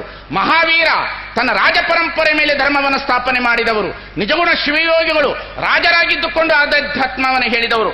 ಆದರೆ ಒಂದು ಕೆಳವರ್ಗದ ಮನೆತನದಲ್ಲಿ ಹುಟ್ಟಿ ಕರ್ಣಿಕನಾಗಿ, ದಂಡನಾಯಕನಾಗಿ, ಪ್ರಧಾನಮಂತ್ರಿಯಾಗಿ 770 ಜನ ಅಮರಗಣಗಳನ್ನು ತೆಗೆದುಕೊಂಡು, ಲಕ್ಷದ ಮೇಲೆ 96,000 ಜನ ಫಾಲೋವರ್ಸ್ಗಳನ್ನು ತೆಗೆದುಕೊಂಡು, 330 ಜನ ವಚನಕಾರರನ್ನು ತೆಗೆದುಕೊಂಡು, 63 ಜನ ಹೆಣ್ಣು ಮಕ್ಕಳ ವಚನಕಾರ್ತಿಯರನ್ನು ಮಾಡಿ, 33 ಜನ ವಚನಕಾರ್ತಿಯರನ್ನಾಗಿ ಮಾಡಿ, ಪ್ರಭು ಪರಂಪರೆ ಇರುವಾಗ, ಬಿಜ್ಜಳನ ಪ್ರಭು ಪರಂಪರೆ ಇರುವಾಗ ಪ್ರಜಾಪ್ರಭುತ್ವದ ಶರಣ ಧರ್ಮವನ್ನು ತಂದಂತ ಏಕೈಕ ಯುಗ ಪುರುಷ ಬಸವಣ್ಣ ಅನ್ನತಕ್ಕಂಥದನ್ನು ಮರಿಬಾರದು. ಈ ಜಗತ್ತಿನಲ್ಲಿ ಎಂತಹ ವ್ಯವಸ್ಥೆ ಅನ್ನತಕ್ಕಂಥದನ್ನು ಕಾಣಬೇಕು. ಬಸವಣ್ಣನವರನ್ನ ಎಲ್ಲೋ ಒಂದು ಕಡೆ ಹೈಜೆಕ್ ಮಾಡಿಬಿಟ್ಟು ನಾವು ಧಾರ್ಮಿಕ ಮುಖಂಡರಾಗಿ, ಎಂತಹ ಸಮಾಜವಾದಿ, ಎಂತಹ ವ್ಯವಸ್ಥಾಪಕ, ಎಂತಹ ಚಿಂತಕ ಕರ್ನಾಟಕದೊಳಗೆ ಬಸವಣ್ಣ, ಎಂತಹ ವ್ಯವಸ್ಥೆ. ಅದಕ್ಕಾಗಿ ಜೆ. ರುದ್ರಪ್ಪನವರು ಬರೆದರು ಬಸವಣ್ಣನವರ ಬಗ್ಗೆ, ಇರಬಹುದು ನಿನಗಿಂತ ದೊಡ್ಡವರು ಮೇಲೇರಿ ಬಯಲಾದವರು, ಇರಬಹುದು ನಿನಗಿಂತ ದೊಡ್ಡ ತ್ಯಾಗಿಗಳು, ಇರಬಹುದು ನಿನಗಿಂತ ದೊಡ್ಡ ಯುಗ ಪುರುಷರು, ಇರಬಹುದು ನಿನಗಿಂತ ದೊಡ್ಡ ಅನುಭಾವಿಗಳು, ಇರಬಹುದು ನಿನಗಿಂತ ದೊಡ್ಡ ವಚನ ಸಾಹಿತ್ಯ ನಿರ್ಮಾಪಕರು, ಆದರೆ ಇರಲಾರದೆಂದು ಕಾಣುತ್ತದೆ ನಿನ್ನೊಳಗಿನ ಅಂಕು ಡೊಂಕುಗಳನ್ನು ತಿದ್ದಿಕೊಂಡವರು. Is the Basavanna. ಅವರು ಬಸವಣ್ಣ ಸ್ವಾಮಿ. ಏನ್ ನೀವು ಮಾಡ್ತೀರಿ? ಯಾವ ಬಿಜೆಪಿ ಸರ್ಕಾರ ಏನು ಮಾಡ್ತೀರಿ? ಕಾಂಗ್ರೆಸ್ ಏನು ಮಾಡ್ತೀರಿ? JDS ಏನು ಮಾಡ್ತೀರಿ? ಏನು ನಿಮ್ಮ ಪ್ರಣಾಳಿಕೆ ನಿಮ್ಮದು? ಏನು 70 ವರ್ಷದ ದೇಶ ನಿಮ್ಮದು? ಏನು ಮಾಡಲಿಕ್ಕೆ ಸಾಧ್ಯ ಇದೆ ನಿಮ್ಮ ಕೈಯಲ್ಲಿ? ಕಲ್ಯಾಣದ ಕಳಚೂರ್ಯರ ಕಾಲದಲ್ಲಿ 12,000 ಜನ ವೇಶ್ಯರನ್ನ ಶರಣೆಯರನ್ನಾಗಿ ಮಾಡಿದ ಆತ ನಮ್ಮ ಸಂಗನ ಬಸವಣ್ಣ. 12,000 ಜನ ವೇಶ್ಯರು. ಹರಿಹರ ತನ್ನ ರಗಳೆಯಲ್ಲಿ ಬರೀತಾನೆ, 12,000 ಜನ ಪುಣ್ಯಾಂಗರನಾಗಿ ಮಾಡಿದಾತ ನಮ್ಮ ಸಂಗನ ಬಸವಣ್ಣ. ಪಾಷಂಡಿ ಭೂಮಿಯು ಶಿವಭಕ್ತಿಯನ್ನು ಆರಂಭಿಸಿ ಪ್ರತ್ಯಕ್ಷಂ ಬೆಳೆದು ಸರ್ವ ಫಲಂಗಳಂ ಸುಫಲ ಮಾಡಲೆಂದು ಬಂದಾತ ನಮ್ಮ ಸಂಗನ ಬಸವಣ್ಣ. ನಾನು ಮೊನ್ನೆ ದಲಿತ ಸಮುದಾಯದ ಒಂದು ಕಾರ್ಯಕ್ರಮಕ್ಕೆ ಹೋಗಿದ್ದೆ. ಖರ್ಗೆ ಅವರು ಬಂದಿದ್ರು, ಬೇಕಾದಷ್ಟು ಜನ ಬಂದಿದ್ರು. ಮೊನ್ನೆ ಒಂದು 8 ದಿವಸದ ಹಿಂದೆ ನಾನು ಅಲ್ಲಿ ಒಂದು ಭಾಷಣವನ್ನು ಮಾಡುವಾಗ ಎಲ್ಲ ದಲಿತ ಸಮುದಾಯದವರಿಗೆ, ನಾನು ಯಾವತ್ತು ಎಲ್ಲ ಸಮುದಾಯದವರಿಗೆ ಇರ್ತೇನೆ, ಆ ಸಂದರ್ಭದಲ್ಲಿ ಅವರಿಗೆ ಒಂದು ಮಾತನ್ನು ಹೇಳಿದೆ. ನೀವೆಲ್ಲರೂ ಸಹ ಅಂಬೇಡ್ಕರ್ ದಲಿತವಾದಿಗಳಲ್ಲ, ಕೇವಲ ಕರ್ನಾಟಕ ಈ ದೇಶದ ಅಂಬೇಡ್ಕರ್ ಕೊಟ್ಟಿರುವ ಮೀಸಲಾತಿ ದಲಿತರಾಗ್ತಾ ಇದ್ದೀರಿ. ಹೋರಾಟ ಕಡಿಮೆ ಆಗ್ತಾ ಇದೆ, ನಿಮ್ಮಲ್ಲಿ ಹೋರಾಟದ ಮನೋಭಾವನೆ ಕಡಿಮೆ ಆಗ್ತಾ ಇದೆ ಸ್ವಾಮಿ. ತಿಳಿದುಕೊಳ್ಳಬೇಕು, ಈ ನಾಡಿನಲ್ಲಿ ಬಸವಣ್ಣ ಎದಕ್ಕಾಗಿ ಬಂದರು? ಅಂಬೇಡ್ಕರ್ ಅವರು ದಲಿತ ಸಮಾಜದಲ್ಲಿ ಹುಟ್ಟಿ ದಲಿತರ ನೋವನ್ನು ಕಂಡು ದಲಿತರನ್ನು ಉದ್ಧಾರ ಮಾಡಿರುವ ಅಂಬೇಡ್ಕರ್ ಬಹಳ ದೊಡ್ಡವರು. ಆದರೆ ಬ್ರಾಹ್ಮಣ ಸಮಾಜದಲ್ಲಿ ಹುಟ್ಟಿ ದಲಿತರ ನೋವನ್ನು ಕಂಡು ಮಾದಾರ ಚೆನ್ನಯ್ಯನ ಮಗ ನಾನು ಅಂತ ಹೇಳಿರ್ತಕ್ಕಂಥ ಬಸವಣ್ಣ ಎಷ್ಟು ದೊಡ್ಡವನು ಅನ್ನತಕ್ಕಂಥದನ್ನು ಚಿಂತನೆ ಮಾಡಬೇಕಾಗಿರ್ತಕ್ಕಂಥದ್ದು ಈ ನಾಡಿನೊಳಗೆ. ಹೌಟು ಬಸವೇಶ್ವರ. ಏನು ಬಸವಣ್ಣ ಅಂದ್ರೆ ಯಾರು? ಇವತ್ತು ಹೆಜ್ಜೆ ಹೆಜ್ಜೆಗೆ ಪ್ರಚಾರ ಆಗಬೇಕು. ನಮ್ಮ ಸ್ವಾರ್ಥಕ್ಕಾಗಿ, ನಮ್ಮ ಪಾದಪೂಜೆಗಳಿಗಾಗಿ, ನಮ್ಮ ಮೇಲು ಕೀಳುಗಾಗಿ, ನಮ್ಮ ಅಂತಸ್ತುಗಳಿಗಾಗಿ, ನಮ್ಮ ಚೇರುಗಳ ಬಡದಾಟಕ್ಕಾಗಿ, ಕೀಳರಿಮೆ ಮೇಲರಿಮೆಗಳಿಗಾಗಿ. ಏನು ಸ್ವಾಮಿ ಇದು? ಬಸವಣ್ಣನವರ ನಾಡ ಆಗುತ್ತಾ ಇದು? ವಿಚಾರ ಮಾಡ್ರಿ. ಎಂಥವ ಬಸವಣ್ಣ? ಇದೇ ಬೆಳಗಾವಿ ಜಿಲ್ಲೆಯಲ್ಲಿ ಹುಟ್ಟಿದಂತಹ, ಬನವಾಸಿಯಲ್ಲಿ ಬಂದಂತಹ, ನಟುವರ ಜಾತಿಯಲ್ಲಿ ಹುಟ್ಟಿದಂತಹ ಪ್ರಭುದೇವರನ್ನು ಶೂನ್ಯಪೀಠ ಮಾಡುವುದು, ಇದೇ ನಾಡಿನಲ್ಲಿ ಹುಟ್ಟಿ ಬಂದಂತಹ ಅಕ್ಕ ಮಹಾದೇವಿಯನ್ನ ಸಮಾನತೆಯಿಂದ ನೋಡುವುದು, ಇದೇ ನಾಡಿನಿಂದ ಬಂದಂತಹ ಕಸಗುಡಿಸುವಂತ ಸತ್ಯಕ್ಕ 12ನೇ ಶತಮಾನದಲ್ಲಿ ಕಲ್ಯಾಣದಲ್ಲಿ ಇದೇ ಜಾಗದಿಂದ ಹೊರಟಂತ ಸತ್ಯಕ್ಕ ಅಲ್ಲಿ ವಚನವನ್ನು ಬರೆಯೋದು ದಲಿತ ಹೆಣ್ಣು ಮಗಳು, ಅವಳು ಬರೆದಿರೋ ಒಂದು ವಚನ ನಮ್ಮ ಜೀವನದಲ್ಲಿ ಅಳವಡಿಸ್ಕೊಂಡ್ರೆ ಸಾಕು. ಅರ್ಚನೆ, ಪೂಜೆ ನೇಮವಲ್ಲ, ಮಂತ್ರ ತಂತ್ರ ನೇಮವಲ್ಲ, ಧೂಪ ದೀಪಾರತಿ ನೇಮವಲ್ಲ. ಹಾಗಾದ್ರೆ ನೇಮ ಯಾವುದು? ಪರಧನ, ಪರಸ್ತ್ರೀ, ಪರ ದೈವಗಳಿಗೆ ಎರಗದಿಪ್ಪುದೇ ನೇಮ. ಇದು ಕಾಣಿರಣ್ಣ ನಮ್ಮ ಜಂಬುಜಕ್ಕೇಶ್ವರನಲ್ಲೇ ಎಲ್ಲಿದೆ? ಬಹಳ ನಾವೆಲ್ಲರೂ ನಾಟಕ ಆಡ್ತಾ ಇದ್ದೀವ್ರಿ. ರಂಗ ನೋಡಿ ರಾಗ ಆಡೋರು ನಾವು, ರಂಗ ನೋಡಿ ರಾಗ ಆಡೋರು ಎಲ್ಲರೂ. ಅವ್ರಿಗೇನಾರು ನೋವಾಗಿಬಿಟ್ರೆ ಹೆಂಗೆ? ಇವ್ರಿಗೆ ನೋವಾದ್ರೆ ಹೆಂಗೆ? ಸಮಾಜಕ್ಕೆ ನೋವು, ಯಾರಿಗೂ ನೋವಾದ್ರೆ ಏನಾಗೋದದ್ರಿ? ಅದರಕ್ಕೆ ಕಹಿ ಉದರಕ್ಕೆ ಸಿಹಿ ನಮ್ಮ ಕೂಡಲ ಸಂಗನ ಶರಣರ ವಚನ ಬೇವಸ್ವಿದಂತೆ.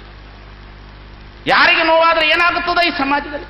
ಸಮಾಜ ಸ್ವಸ್ಥ ಆಗಬೇಕಲ್ಲ, ಮೂಢನಂಬಿಕೆಯಿಂದ ಹೊರಗೆ ಬರಬೇಕಲ್ಲ, ದೇವದಾಸ ಪದ್ಧತಿಯಿಂದ ಹೊರಗೆ ಬರಬೇಕಲ್ಲ, ಚಂದ್ರಗುತ್ತಿಯ ಬೆತ್ತಲೆ ಸೇವೆಯಿಂದ ಹೊರಗೆ ಬರಬೇಕಲ್ಲ, ತಲೆ ಬೋಳಿಸಿಕೊಳ್ಳುವುದರಿಂದ ಹೊರಗೆ ಬರಬೇಕಲ್ಲ, ಉರುಳು ಸೇವೆಯಿಂದ ಹೊರಗೆ ಬರಬೇಕಲ್ಲ, ಬಾಯಿಗೆ ಬೀಗ ಹಾಕುವುದರಿಂದ ಹೊರಗೆ ಬರಬೇಕಲ್ಲ. ನಿಮ್ಮ ಬಾಯಿಯ ಚಪಲಕ್ಕೆ ದೇವರ ಹೆಸರಿನ ಮೇಲೆ ಮದ್ಯ ಮಾಂಸವನ್ನು ತಿಂದುಕೊಂಡು ಇವತ್ತು ಇಲ್ಲದ ಸಲ್ಲದ ಮಾತುಗಳನ್ನು ಆಡ್ತಕ್ಕಂಥ ದಿನಮಾನ ಕಾಲದಲ್ಲಿ ಅಂಗದಿಚ್ಛೆಗೆ ಮದ್ಯ ಮಾಂಸವ ತಿಂಬರು, ಕಂಗಳಿಚ್ಛೆಗೆ ಪರ್ವದವರ ನೆನೆವರು. ಏನು ಬಸವಾದಿ ಪ್ರಮತರ ಹೋರಾಟ ಇದು? ಎಷ್ಟು ಅತಿ ಅದ್ಭುತವಾದ ಚಿಂತನೆ 12ನೇ ಶತಮಾನದಲ್ಲಿ. ಬಸವಣ್ಣನವರ ಚಿಂತನೆ ಯಾರಿಗೂ ಅರ್ಥ ಆಗೋದಿಲ್ಲ ಸ್ವಾಮಿ. ಬಸವಣ್ಣ ಯಾರಿಗೂ ಅರ್ಥ ಆಗೋದಿಲ್ಲ. ಯಾಕೆ? ಬಸವಣ್ಣ ಹೇಗಿದ್ದಾರೆ ಅಂತಂದ್ರೆ, ನಮ್ಮಂತ ಸ್ವಾಮಿಗಳು ನಾವು ಹೇಗಿದ್ದೀವಿ ಅಂದ್ರೆ, ಕಳಬೇಡ ಕೊಲಬೇಡ ಉಸಿಯ ನುಡಿಯಲು ಬೇಡ, ನನಗೆ ಮಾತ್ರ ಹೇಳಬೇಡ. ಜೋಗನ್ ಶಂಕರ್ ಅವರೇ, ಕಳಬೇಡ ಕೊಲಬೇಡ ಉಸಿಯ ನುಡಿಯಲು ಬೇಡ, ನನಗೆ ಮಾತ್ರ ಹೇಳಬೇಡ. ಎದುರು ಕುಂತವರು, ಮೇಲ್ ಕುಂತವರು, ಮಾತಾಡೋ ಸ್ವಾಮಿ, ಎದುರು ಕುಂತವರು, ಮೇಲ್ ಕುಳಿತವರು, ಮಾತಾಡೋ ಸ್ವಾಮಿ, ಬರಲಾರ್ದ MLA, ವಿರೋಧ ಪಕ್ಷದ ನಾಯಕರು, ದೇಶವನ್ನು ಆಳುವವರು ಎಲ್ಲರೂ ಊಟ ಮಾಡುವಾಗ ತಟ್ಟೆ ಮುಂದೆ ಅನ್ನ ಇಟ್ಟುಕೊಂಡು ಊಟ ಮಾಡುವಾಗ, ಪ್ರತಿದಿನ ತಟ್ಟೆ ಮುಂದೆ ಊಟ ಮಾಡುವಾಗ ನೀವು ನಾವೆಲ್ಲರೂ ಇದು ನನ್ನ ದುಡಿಮೆಯ ಬೆವರಿನ ಹನಿಯೋ ಪರರ ಕಣ್ಣೀರೋ. ಸುಮ್ಮನೆ ಯಾಕೆ ಲೋಕಾಯುತರಬೇಕು? ಎಲ್ಲಾದ್ರೂ ನಾಯಿಗಳಿಗೆ ಮಠ ಅಂತಿದೆಯಾ? ಪರಪ್ಪ ಹಗ್ರಾರ ಪ್ರಾಣಿಗಳಿಗಿದೆಯಾ? ಯಾವ್ದಾದ್ರು ನಾಯಿ, ಈ ಶಿವಮೊಗ್ಗದ ನಾಯಿಗಳು MLA ಪ್ರಸನ್ನ ಕುಮಾರ್ ಮುಂದೆ ಹೋಗಿ ನನಗೆ BPL ಕಾರ್ಡ್ ಇಲ್ಲ ಅಂತ ಹೇಳಾಯ್ತಾ? ಗುರುತಿಸ್ಕೊಳ್ಬೇಕಾದ್ರೆ ಇನ್ನು ಐಡೆಂಟಿ ಕಾರ್ಡ್ ಬೇಕು, ನೀ ಮನುಷ್ಯ ಅಂತ ಈ ದೇಶದೊಳಗಡೆ. ನಿನ್ನ ನೀವು ಗುರುತಿಸ್ಕೊಳ್ಬೇಕಾದ್ರೆ ನಿನಗೆ ಆಧಾರ್ ಕಾರ್ಡ್ ಬೇಕು, ನಾನಿಂತವನು ಅಂತ. ಕರ್ಮ ನೋಡ್ರಿ, ಹೇಳ್ತೀನಿ ನಾನು. ಮತ್ತೆ ಪ್ರಜಾಪ್ರಭುತ್ವದಲ್ಲಿದ್ದೇವೆ ನಾವು. ಎದರಲ್ಲಿದ್ದೇವೆ? ಪ್ರಜಾಪ್ರಭುತ್ವದಲ್ಲಿದ್ದೇವೆ. ನನ್ನ ಚಿಂತನೆ ಒಂದೊಂದೇ ಸಾಲ ಹಾಕ್ತೀನಿ, ಬಾಳ ಹಾಕೋದಿಲ್ಲ ನಾನು.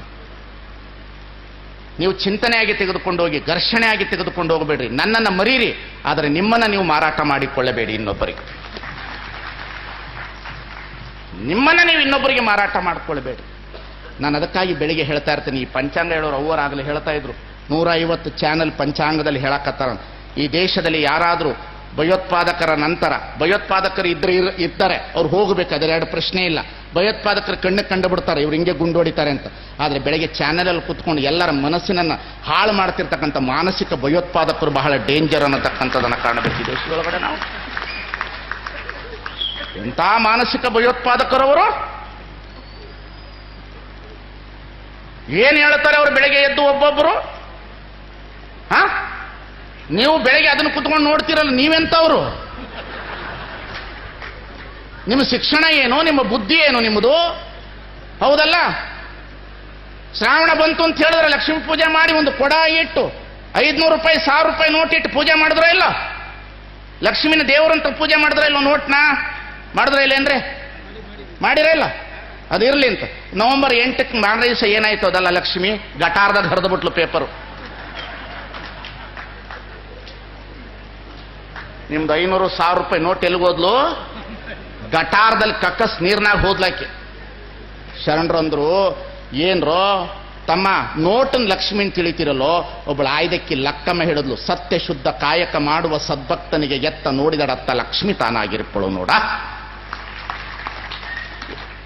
ಬೆಳಗ್ಗೆ ಎದ್ದು ಕೈ ತೋರಿಸೋದು, ಏನ್ ನೋಡ್ಬೇಕು, ನನಗಂತೂ ಒಬ್ಬೊಬ್ರು ಓಡ್ತಾ ಇರ್ತಾರೆ ನೋಡ್ಬೇಕು. ಒಬ್ಬರು ನೋಡ್ರಿ, ನಿಮ್ಮನ್ನೆಲ್ಲ ಮೋಸ ಮಾಡೋ ದೊಡ್ಡ ಮಾತಲ್ರಿ. ನಾನು ಹಿಂಗೆ ಭಾಷಣ ಮಾಡ್ತೀನಲ್ಲ, ನಾನು ಸ್ವಾಮೀಜಿನೇ ಅಲ್ಲ.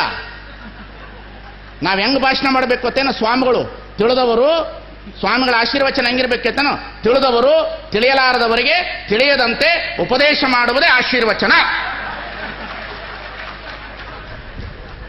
ಹೇಳಿಬಿಡೋದಪ್ಪ ದೊಡ್ಡ ದೊಡ್ಡ ಶ್ಲೋಕ. ಯಾರಪ್ಪನ ಮನೆ ಗಂಟು, ಸತ್ತಾಗ ಹುಟ್ಟಿದ ಮಂತ್ರ ಹೇಳೋದು, ಹುಡ್ತಾಗ ಸತ್ತಿದ ಮಂತ್ರ ಹೇಳೋದು. ತಿಳಿದವ್ರು ಯಾರು?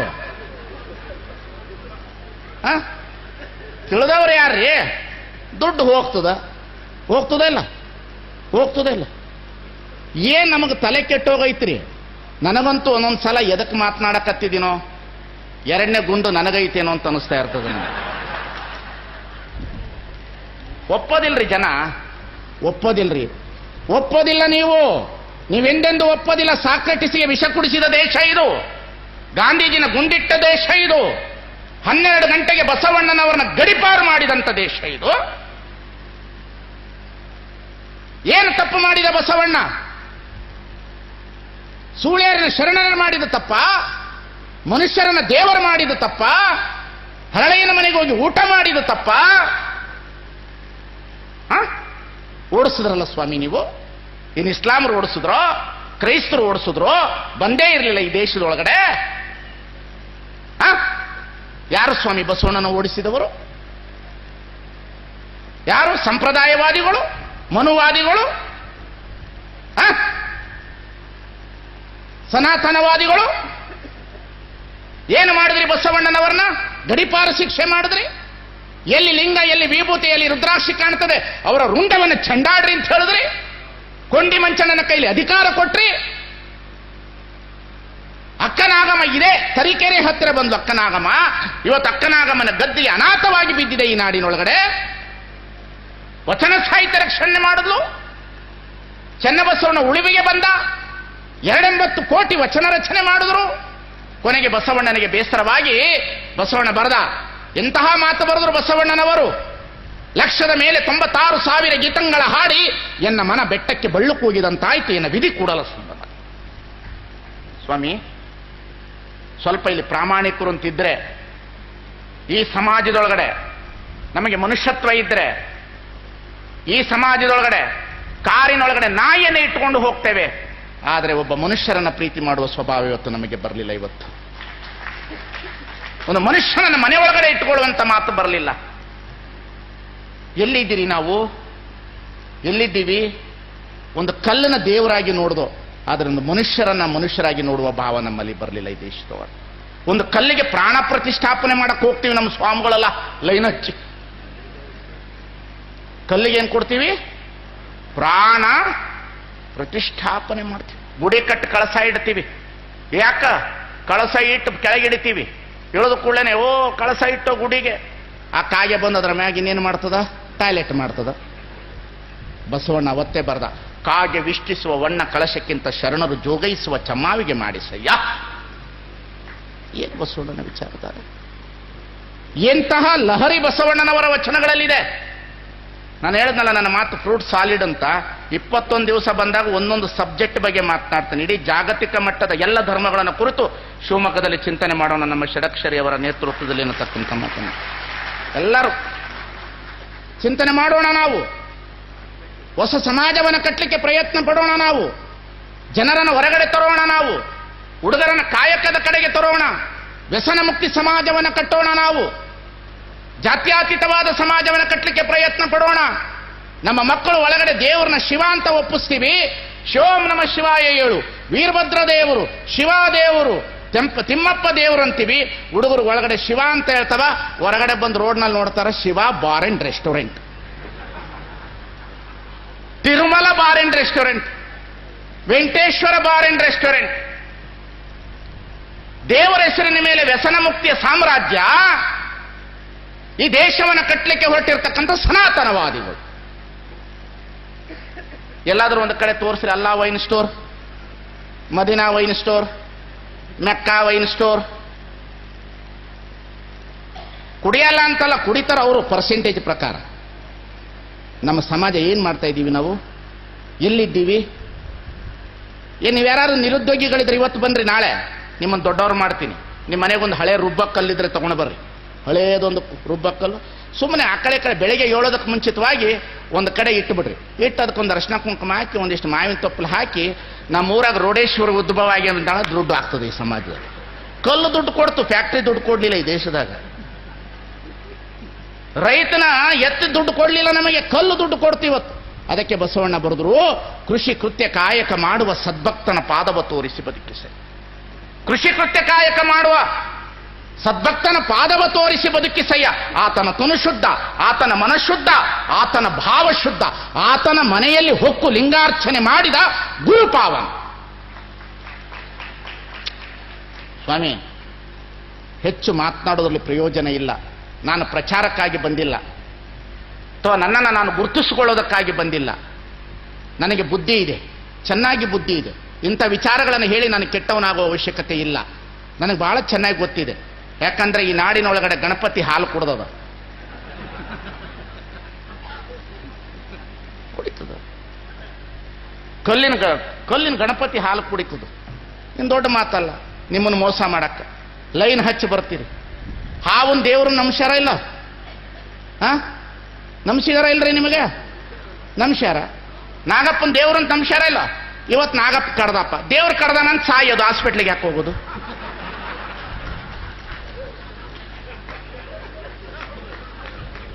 ದೇವ್ರು ಕಡ್ದನ್ರಿ,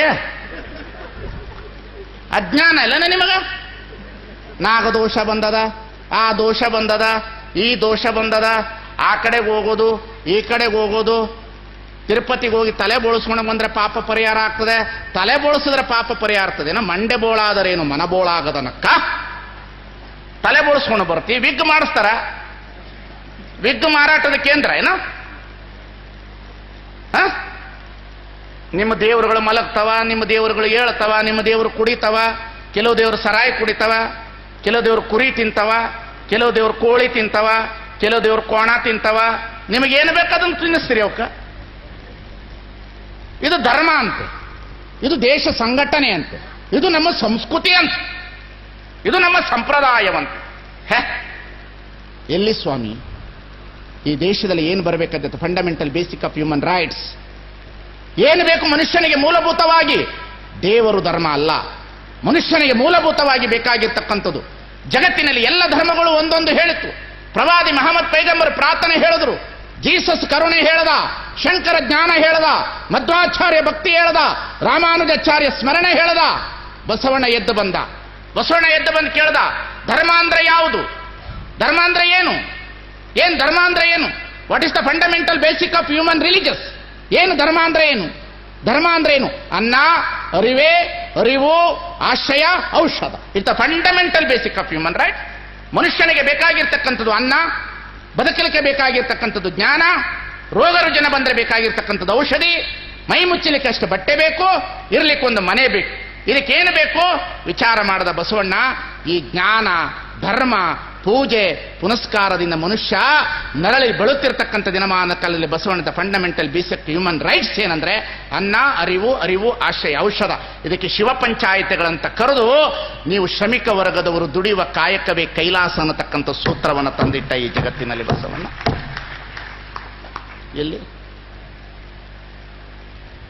ಎಲ್ಲಿದ್ದೀರಿ ನೀವು? ನಮ್ಮ ಹೆಣ್ಮಕ್ಳಿಗೆ ಅದಕ್ಕಿಂತ ಹೇಳ್ತೀನಿ, ದೇವ್ರು ಕೊಡೋ ದುಡ್ಡು ಪಿಗ್ಮಿ ಕಟ್ಟಿದ್ರೆ ವರ್ಷಕ್ಕೆ 5 ತೊಲೆ ಬಂಗಾರ ಮಾಡಿಸ್ಕೋಬೋದು. ಯಾಕೆ ಸಾಲ ಆಗ್ತದ? ಯಾಕ್ರಿ ಸಾಲ ಆಗ್ತದ? ಎದಕ್ಕೆ ಸಾಲ ಆಗ್ತದ? ಎಷ್ಟು ಖರ್ಚು ಮಾಡ್ತೀರಿ ನೋಡಬೇಕು. ಒಂದು ಮನೆ ಉದ್ಘಾಟನೆ ಮಾಡೋದಕ್ಕೆ ಖರ್ಚು ಮಾಡ್ತಾರ. ಬಾಬಾ ಬಾಬಾ ಬಾಬಾ ಬಾಬಾ ಬರೀ ಇವ್ರ ದೋತ್ರ ನೋಡಕ್ಕೆ ಹೋಗಬೇಕು. ಏನು ಹೋಮ, ಏನು ಹವನ, ಏನು ಕತೆ. ಆಕಳ ದಾನ, ಅದು ಆಕಳ ಬಂದು ಹೆಂಡಿ ಹಾಕಿದ್ರೆ ಲಕ್ಷ್ಮಿ ಆಗ್ತಾಳ ಅಂತ. ಅಯ್ಯೋ ಏನು ಹುಚ್ಚಗೇಡಿಗಳು ಧರ್ಮನೇ. ಆಕಳ ಮನೆಗೆ ಹೆಂಡಿ ಹಾಕಿದ್ರೆ ಲಕ್ಷ್ಮಿ ಆಗ್ತಾಳೋ? ನಿನ್ನ ಗಂಡ ದುಡ್ಕೊಂಡು ಬಂದಾಗ ರೊಕ್ಕ ಬರ್ತದೋ? ಅರಿವಿನ ಪ್ರಜ್ಞೆ ಇಲ್ಲ. ನಾನು ಮೊನ್ನೆ ಕೇಳಿದೆ, ಅಲ್ರಿ ಮನೆ ಉದ್ಘಾಟನೆ ಮಾಡೋತಿಗೆ ಎತ್ತು ಆಕಳು ಬರಬೇಕು ಅಂತಿರಲ್ಲ, ಮತ್ತೆ ಒಂದು 50 ಅಡಿ ಮಹಲ್ಗಳು ಇರ್ತದಲ್ಲ ಬೆಂಗಳೂರಿನಲ್ಲಿ, ಅಲ್ಲಿ ಹೆಂಗೆ ತೊಗೊಂಡೋಗ್ತೀರಿ ಅಂತ ಕೇಳಿದೆ. ಇಲ್ರಿ, ಇತ್ತೀಚೆಗೆ ನಾವು ಅದನ್ನು ಸ್ವಲ್ಪ ಕಡಿಮೆ ಮಾಡ್ಕೊಂಡಿದ್ವಿ, ಬೆಳ್ಳಿ ಆಕಳ ಮಾಡಿ ನಮಗೆ ಕೊಟ್ಟುಬಿಟ್ರೆ ಪುಣ್ಯ ಬರ್ತದಂತ.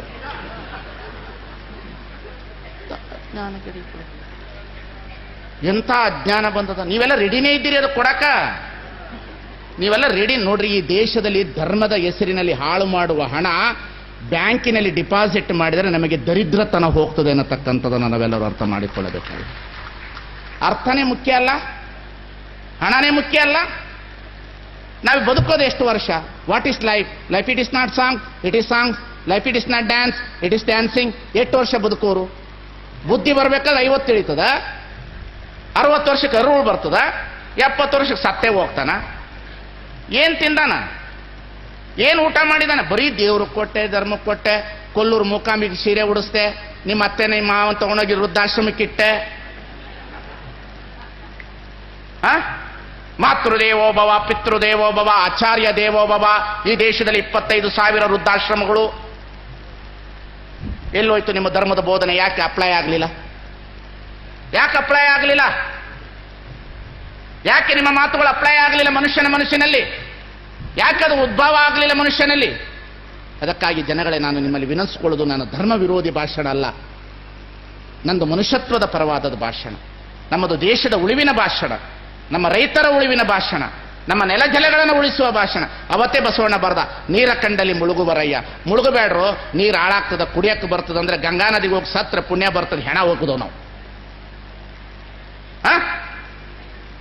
ಏನು ಮಾಡುದು? ಗಂಗಾ ನದಿ ಹಾಳು ಮಾಡುದು, ಕಾವೇರಿ ನದಿ ಹಾಳು ಮಾಡುದು, ಗಿಡ ಮರಗಳನ್ನೆಲ್ಲ ಕಡುದು. ಮಳೆ ಬಾ ಅಂದ್ರೆ ಬರ್ತದೆ. ನೀ ಮಾಡಿದ ಆಯಿತ್ತೆ ಎಂಬೆ ಕರ್ಮಕ್ಕೆ ಕರ್ತೃವೆ ಕಡೆ ಎಂಬೆ ಕೂಡಲ ಸಂಗಮ ದೇವ. ನೀ ಮಾಡಿದ ಆಯಿತ್ತೆ ಎಂಬೆ. ಎಷ್ಟು ವಿಪರ್ಯಾಸದಲ್ಲಿ ಬದುಕಿದ್ದೇವೆ ನಾವು. ದಯಮಾಡಿ ಭಕ್ತರಲ್ಲಿ ವಿನಂತಿಸ್ಕೊಳ್ತೇನೆ, ನಿಮ್ಮ ಬುದ್ಧಿಯನ್ನು ಸ್ವಲ್ಪ ಜನರಿಗೆ ಬದಲಾವಣೆ ಮಾಡಿ. ಹಾಸ್ಪಿಟ್ಲ್ಗಳಿಗೆ ರೋಗಿಗಳನ್ನ ನೋಡ್ಲಿಕ್ಕೆ ಹೋದಾಗ ಧರ್ಮ ಹೇಳೈತಂತೆ, ಹಣ್ಣು ತಗೊಂಡೋಗಿ ಕೊಡಬೇಕು ಅಂತ. ಪಾಪ ರೋಗಿ ತಿನ್ನಕ್ಕೆ ಬರಲ್ಲ, ಎಷ್ಟು ಸೇಬು ಬಿದ್ದಿರ್ತದೆ, ಬ್ರೆಡ್ ಬಿದ್ದಿರ್ತದೆ, ಹಾಲು ಬಿದ್ದಿರ್ತದೆ. ನಾನು ಹೇಳ್ತೀನಿ, ರೋಗಿಗಳನ್ನು ನೋಡ್ಲಿಕ್ಕೆ ಹೋದಾಗ ಹಣ್ಣು ತೆಗೆದುಕೊಂಡು ಹೋಗಬೇಡ್ರಿ. ಅವರು ಸಾಲಗಾರರಾಗಿರ್ತಾರೆ, ಅವರು ನೋವಿಗೆ ಸ್ಪಂದಿಸುವ ಹಣ ಕೊಟ್ಟು ಬನ್ರಿ, ಒಂದು ಮಾತ್ರೆಗೋ ಇಂಜೆಕ್ಷನ್ಗೋ ಅನುಕೂಲ ಆಗ್ತದೆ ಸಮಾಜದಲ್ಲಿ. ಚೆನ್ನಾಗಿರೋವನೇ ನಮ್ಮಂಥ ಸ್ವಾಮಿಗಳಿಗೆ ಹಣ್ಣು ಕೊಟ್ಟು ತಿನ್ನೋರಿಗೆ ಕೊಡಲ್ಲ, ರೋಗಿಗೆ ಒಯ್ದು ಕೊಡೋದು. ಧರ್ಮ ಹೇಳೈತಂತೆ. ಏನು ಹೇಳೈತೆ ಧರ್ಮ? ಎಷ್ಟು ಅಜ್ಞಾನ ನಮ್ಮಲ್ಲಿ. ಸಣ್ಣ ಸಣ್ಣ ವಿಚಾರಗಳು ಇದು. ಇಟ್ ಇಸ್ ಸ್ಮಾಲ್ ಥಿಂಗ್ಸ್ ಇದು.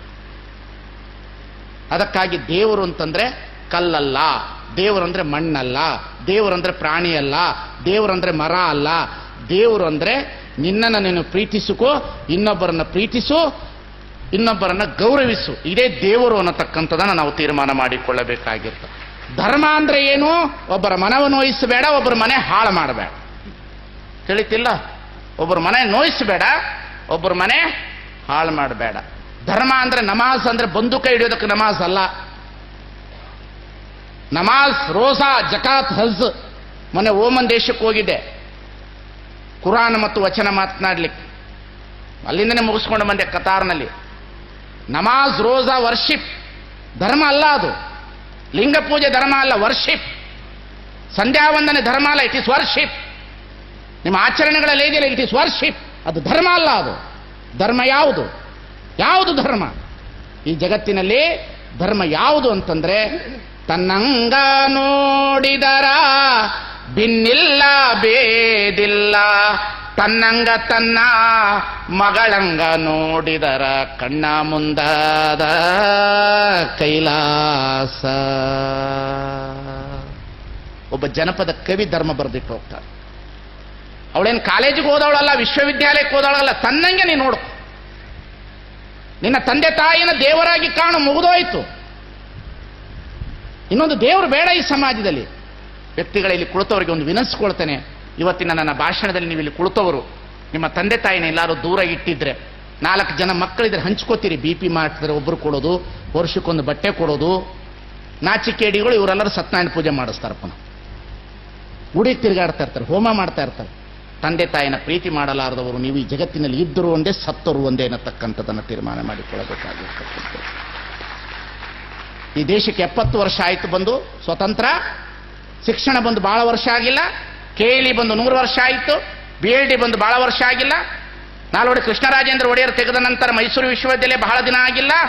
ಆದರೆ ನಮ್ಮ ಒಂದು ಹಿಂದಿನ ಹೆಣ್ಣು ಮಕ್ಕಳು ನಮ್ಮ ತಾಯಿಂದರು ತಾಯಿ ಮೇಲಿಂದ ಸೆರಗು ತೆಗಿಲಿಲ್ಲ, ಬೀಸಿದ್ರು, ಕುಟ್ಟಿದ್ರು, ವಿದ್ಯೆ ಕಲೀಲಿಲ್ಲ. ಮಕ್ಕಳನ್ನ IAS ಮಾಡಿದ್ರು, KS ಮಾಡಿದ್ರು, MBBS ಮಾಡಿದ್ರು, ಆದರೆ ಇವತ್ತು ನಮ್ಮ ತಂದೆ ತಾಯಿನ ನೋಡುವವರಲ್ಲಿ ಮಕ್ಕಳು ಸೋಲ್ತಾ ಇದ್ದಾರೆ ಅನ್ನತಕ್ಕಂಥದ್ದನ್ನು ನಾವು ಕಾಣಬೇಕಾಗಿರ್ತಕ್ಕಂಥ ಇವೆಲ್ಲವೂ ಪುನರಾವರ್ತನೆ ಆಗಬೇಕು. ಇದೇ ಧರ್ಮ ಆಗಬೇಕು. ಇವತ್ತು ನಮಗೆ ಅವಿಭಕ್ತ ಕುಟುಂಬಗಳು ಉಳಿಬೇಕು, ಅದೇ ಮನೆಗಳ ಮಠಗಳಾಗಬೇಕು. ನಾನು ಒಂದು ಕಡೆಯಲ್ಲಿ ಹೀಗೆ ಭಾಷಣ ಮಾಡುವಾಗ ಮನೆಗಳೆಲ್ಲ ಮಠಗಳಾಗಬೇಕು ಅಂತ ಹೇಳಿದೆ. ಮಾರನೇ ಚೀಟಿ ಬಂತು ಮಠಗಳು ಏನಾಗಬೇಕು ಅಂತ. ಮನೆಗಳೆಲ್ಲ ಮಠಗಳಾಗಬೇಕು ಅಂದರೆ ಮಠಗಳು ಏನಾಗಬೇಕು ಅಂದು. ನಾನೇ ಮಠಗಳು ಒಳ್ಳೆ ಒಳ್ಳೆ ಕೆಲಸ ಮಾಡಿದೆ ಇಲ್ಲ ಅನ್ನಲ್ಲ, ಆದರೆ ಇವತ್ತಿನ ಆಧುನಿಕ ಮಠಾಧೀಶರೆಲ್ಲರೂ ಬಡ್ಡಿ ಕೊಡುವ ಕೇಂದ್ರಗಳಾಗಿದ್ದಾರೆ ಅಂತ ಹೇಳಿದೆ ನಾನು. ಒಬ್ಬೊಬ್ಬ ಸ್ವಾಮಿ ಒಂದೊಂದು ಪಕ್ಷ ಹಿಡ್ಕೊಂಡು ಹೊಂಟಾನ್ರಿ. ಸೀಟ್ ಕೊಡಿಸ್ತೀನಿ ಅಂತ ಹೊಂಟಾವ ವಿಧಾನಸೌಧಕ್ಕೆ. ಏನ್ ಕತೆ ಇದು? ಈಗ ಸುರಾಗೈತ್ರಿ, ಎಲ್ಲ ಸುರಾಗೈತೆ. ಸ್ವಾಮಿಗಳು ಹೊಂಟಬಿಟ್ಟವ ವಿಧಾನಸೌಧಕ್ಕೆ. ಎಲ್ಲಿ ಇರಬೇಕು ಅವರು, ಏನು ಮಾಡಬೇಕು ಅನ್ನೋ ತಿಳುವಳಿಕೆ ಇಲ್ಲ. ರಾಜಕಾರಣ ಮಾಡೋದು ಏನು ಸ್ವಾಮಿಗಳ ಕೆಲಸ? ಧರ್ಮ ಬೋಧನೆ ಮಾಡಬೇಕು. ಧರ್ಮ ರಾಜಕಾರಣ ತಪ್ಪಾದಾಗ ಅವರಿಗೆ ತಿದ್ದಿ ಹೇಳಬೇಕು ಸ್ವಾಮಿಗಳಾದವರು. ಅದನ್ನು ಬಿಟ್ಟು ಅವ್ರ ಜೊತೆ ಸೇರ್ಕೊಂಡ್ಬಿಡೋದು. ಬಿಜೆಪಿ ಪಾರ್ಟಿಗೊಂದು, ಕಾಂಗ್ರೆಸ್ಗೊಂದು. ಎಲೆಕ್ಷನ್ ಟೈಮ್ಗೆ ದುಡ್ಡು ಕೊಡ್ತಾವ್ರಿ ಕೆಲವು ಸ್ವಾಮಿಗಳು. ಸುಳ್ಳ್ಯಾಕೆ ಕೇಳಬೇಕ್ರಿ? ಇದನ್ನೇ ಟೈಟ್ಲ್ ಮಾಡಿ ಹಾಕ್ರಿ ನಾಳೆ ಪೇಪರ್ನ. ನಮ್ಮ ಭಾಗದಲ್ಲಿ ಒಬ್ರು ಸ್ವಾಮಿಗಳಿದ್ದಾರೆ, ಬಿಜೆಪಿಯವರು ತಗೋ 10, JDS ತಗೋ 10, ಕಾಂಗ್ರೆಸ್ ತಗೋ 10. ಗೆದ್ದ ಮೇಲೆ ನೀವು ಯಾರಾದ್ರೂ ನಮ್ಮ ಮಠದ ಕೆಲಸ ಮಾಡಿ. ಏನಿದು? ಬಸವಣ್ಣ ಅವತ್ತೇ ಬರೆದ, ಒಲೆ ಹತ್ತಿ ಉರಿದರೆ ನಿಲ್ಲಬಹುದಲ್ಲದಿದ್ದರೆ ಹತ್ತಿ ಉರಿದರೆ ನಿಲ್ಲಬಾರದು. ಏರಿ ನೀರುಂಬೊಡೆ, ಬೇಲಿ ಕೈಯ ಮೇವೊಡೆ, ನಾರಿ ತನ್ನ ಮನೆಯಲ್ಲಿ ಕಳುವಡೆ, ತಾಯಿಯ ಮೊಲೆ ಹಾಲು ನಂಜಾಗಿ ಕೊಲ್ಲುವಡೆ, ನಾರಿಗೆ ದೂರಲ್ಲಿ ಕೂಡಲ ಸಂಗಮದಲ್ಲಿ ನಾರಿ. ಯಾರಿಗೆ ದೂರ? ನಿಮ್ಮ ಓಟ್ 2,000 ರೂಪಾಯಿಗೆ ಮಾರ್ಕೋತೀರಿ. ಮೊನ್ನೆ ಯಾರೋ ಕೇಳಿದ್ರು ನೋಟ್ ಬದಲಾಯಿತು, ನಿಮ್ಮ ಅಭಿಪ್ರಾಯ ಏನು ಅಂತ ನನಗೆ. ನಾನಂದ್ರೆ ನೋಟ್ ಬದಲಾಗಬಾರ್ದು, ನಮ್ಮ ನೋಟ ಬದಲಾಗಬೇಕು ಅಂತ ಹೇಳಿದೆ ನಾನು. ನೋಟ್ ಏನು ಬದಲಾಗೋದದ? ನೋಟ ಬದಲಾಗಬೇಕು. ಮತದ ಮೊತ್ತ ಹೆಚ್ಚಿಸಿದರು ಮೋದಿ ಅಂತ ಹೇಳಿದೆ ನಾನು.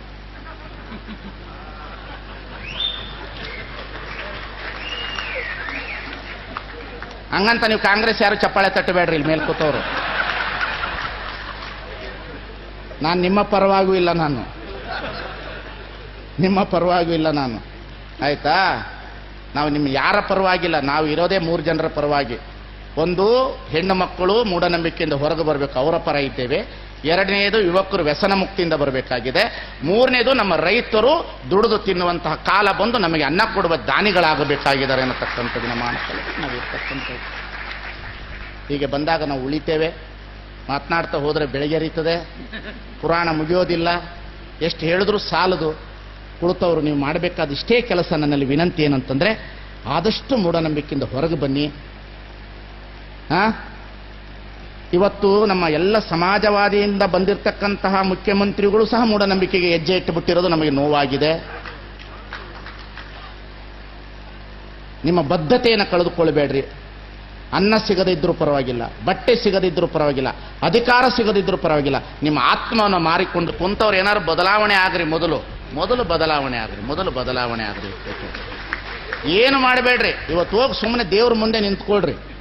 ಬೆಳ್ಳಿ ಗಣಪತಿ, ವೀರಭದ್ರ ದೈವವ ನೆಂತು ಸೆರೆ ಎಂಬೆನೈ. ಅವಸರ ಬಂದರೆ ಮಾರುವ ದೈವವ ನೆಂತು ಸೆರೆ ಎಂಬೆನಯ್ಯ. ಸಹಜ ಭಾವ ನಿಜೈಕ್ಯ ಕೂಡಲ ಸಂಗಮ ದೇವನೊಬ್ಬನೇ ದೇವ ನೋಡ. ವಚನಗಳ ಸಾಲು ಹೇಳ್ತಾ ಹೋದ್ರೆ ಬಹಳ ದೊಡ್ಡದು. ಬಸವಣ್ಣನವರ ಬಗ್ಗೆ ಮಾತನಾಡೋದು ಅಂದರೆ ಅಷ್ಟು ಪ್ರೀತಿ ನನಗೆ. ನೀವು ಒಂದು ತಿಳಿದುಕೊಳ್ಬೇಕು, ನಾನು ಅದನ್ನು ಹೇಳ್ಕೊಳ್ಬಾರ್ದು. ನಾನು ಮೂಲತಃ ಲಿಂಗಾಯತರವನಲ್ಲ, ಎಂದೂ ಅಲ್ಲ. ನಾನು ಸಹ ವೈದಿಕ ಸಮುದಾಯದ ಮಂಗಳೂರು ಭಾಗದಿಂದ ಹುಟ್ಟಿದವನು. ಆದರೆ ಬಸವಣ್ಣನವರ ಧರ್ಮದಿಂದ ಮಾತ್ರ ಈ ಸಮಾಜ ಕಟ್ಟಲಿಕ್ಕೆ ಬರ್ತದಂತ ಸ್ವಾಮೀಜಿ ಆದವನು ಅನ್ನತಕ್ಕಂಥದ್ದು ಹೇಳಕ್ಕೆ ಇಷ್ಟಪಡ್ತೇನೆ ನಾನು. ನನಗೆ ಹೆಮ್ಮೆ ಇದೆ. ನನಗೆ ಜಾತಿಯ ಹೆಮ್ಮೆ ಇಲ್ಲ, ನನಗೆ ಜಾತಿಯ ಭೂತ ಇಲ್ಲ. ಯಾಕೆ? ಬಸವಣ್ಣನವ್ರು ಕೇಳ್ತಾರೆ, ಅಕ್ಕನ ಜನಿವಾರ ಹಾಕೋ ಟೈಮಿಗೆ ಕೇಳ್ತಾನೆ ಬಸವಣ್ಣ, ಅವ್ವ ಏನು ಮಾಡ್ತಾ ಇದ್ದಾರೆ? ನಿನಗೆ ಜನಿವಾರ ಹಾಕ್ತಾ ಇದ್ದೀವಿ, ಮತ್ತೆ ಅಕ್ಕನಿಗೆ ಯಾಕೆ ಹಾಕಲ್ಲ, ಅವನಿಗೆ ಯಾಕೆ ಹಾಕಲ್ಲ? ಅವರು ಶೂದ್ರರು, ಅವರಿಬ್ಬರಿಗೆ ಹಾಕಕ್ಕೆ ಬರಲ್ಲ ಅಂದಾಗ ಬಸವಣ್ಣ ಕೇಳ್ತಾನೆ, ನಿನಗೆ ಮಾತ್ರ ಜನಿವಾರ ಹಾಕಿ ಅವರಿಬ್ಬರು ಶೂದ್ರರು ಅಂದ್ರೆ, ನಿನಗೆ ಜನಿವಾರ ಇದ್ದವನು ಬ್ರಾಹ್ಮಣ, ಅವರಿಬ್ಬರು ಜನಿವಾರ ಇಲ್ಲದ ಶೂದ್ರಿಗೆ ಹುಟ್ಟಿರ್ತಕ್ಕಂಥ ಮಗ ನಾನು ಯಾರು ಅಂತ ಕೇಳ್ತಾನೆ ಬಸವಣ್ಣ ಈ ನಾಡಿ. ಬಹಳ ದೊಡ್ಡ ಕ್ರಾಂತಿ ಇದೆ ಬಸವಣ್ಣನ ಕ್ರಾಂತಿ. ಬಹಳ ದೊಡ್ಡ ಹೆಜ್ಜೆ ಇದೆ ಬಸವಣ್ಣನದು. ಹೆಣ್ಣು ಮಕ್ಕಳಿಗೆ ಧಾರ್ಮಿಕ ಸ್ವಾತಂತ್ರ್ಯತೆ ಕೊಡಕ್ಕೆ ಬರೋದಿಲ್ಲ ಅಂತ ಕೇಳಿದಾಗ ಹೇಳ್ತಾರೆ, ಒಲೆ ಗಂಡಲ್ಲದ ಪಿಂಡದ ನೆಲಕ್ಕೆ ಆಶ್ರಯವಿಲ್ಲ, ಜಲಬಿಂದುವಿನ ವ್ಯವಹಾರ ಒಂದೇ. ಮುಟ್ಟು ನಿಂತ ಮೇಲೆ ನಾನು ಹುಟ್ಟಿದ್ದೀನಪ್ಪ. ಮುಟ್ಟಾದವಳನ್ನ ಯಾಕೆ ಹೊರಗಡೆ ಇಡ್ತೀಯ? ಮುಟ್ಟು ಮುಟ್ಟೆಂದು ಮುಟ್ಟಲೇಕೆ, ಗಟ್ಟಿಕೊಂಡು ಹುಟ್ಟಿರುವ ಕೂಸನ್ನು ಮುಟ್ಟಲೇಕೆ ಸರ್ವಜ್ಞ. ನಿಸರ್ಗಕ್ಕೆ ನ್ಯಾಯ ಕೊಟ್ಟರು, ಪ್ರಾಣಿಗಳಿಗೆ ನ್ಯಾಯ ಕೊಟ್ಟರು, ವಸ್ತುಗಳಿಗೆ ನ್ಯಾಯ ಕೊಟ್ಟರು, ಗ್ರಹಗತಿಗಳಿಗೆ ನ್ಯಾಯ ಕೊಟ್ಟರು ಶರಣರು.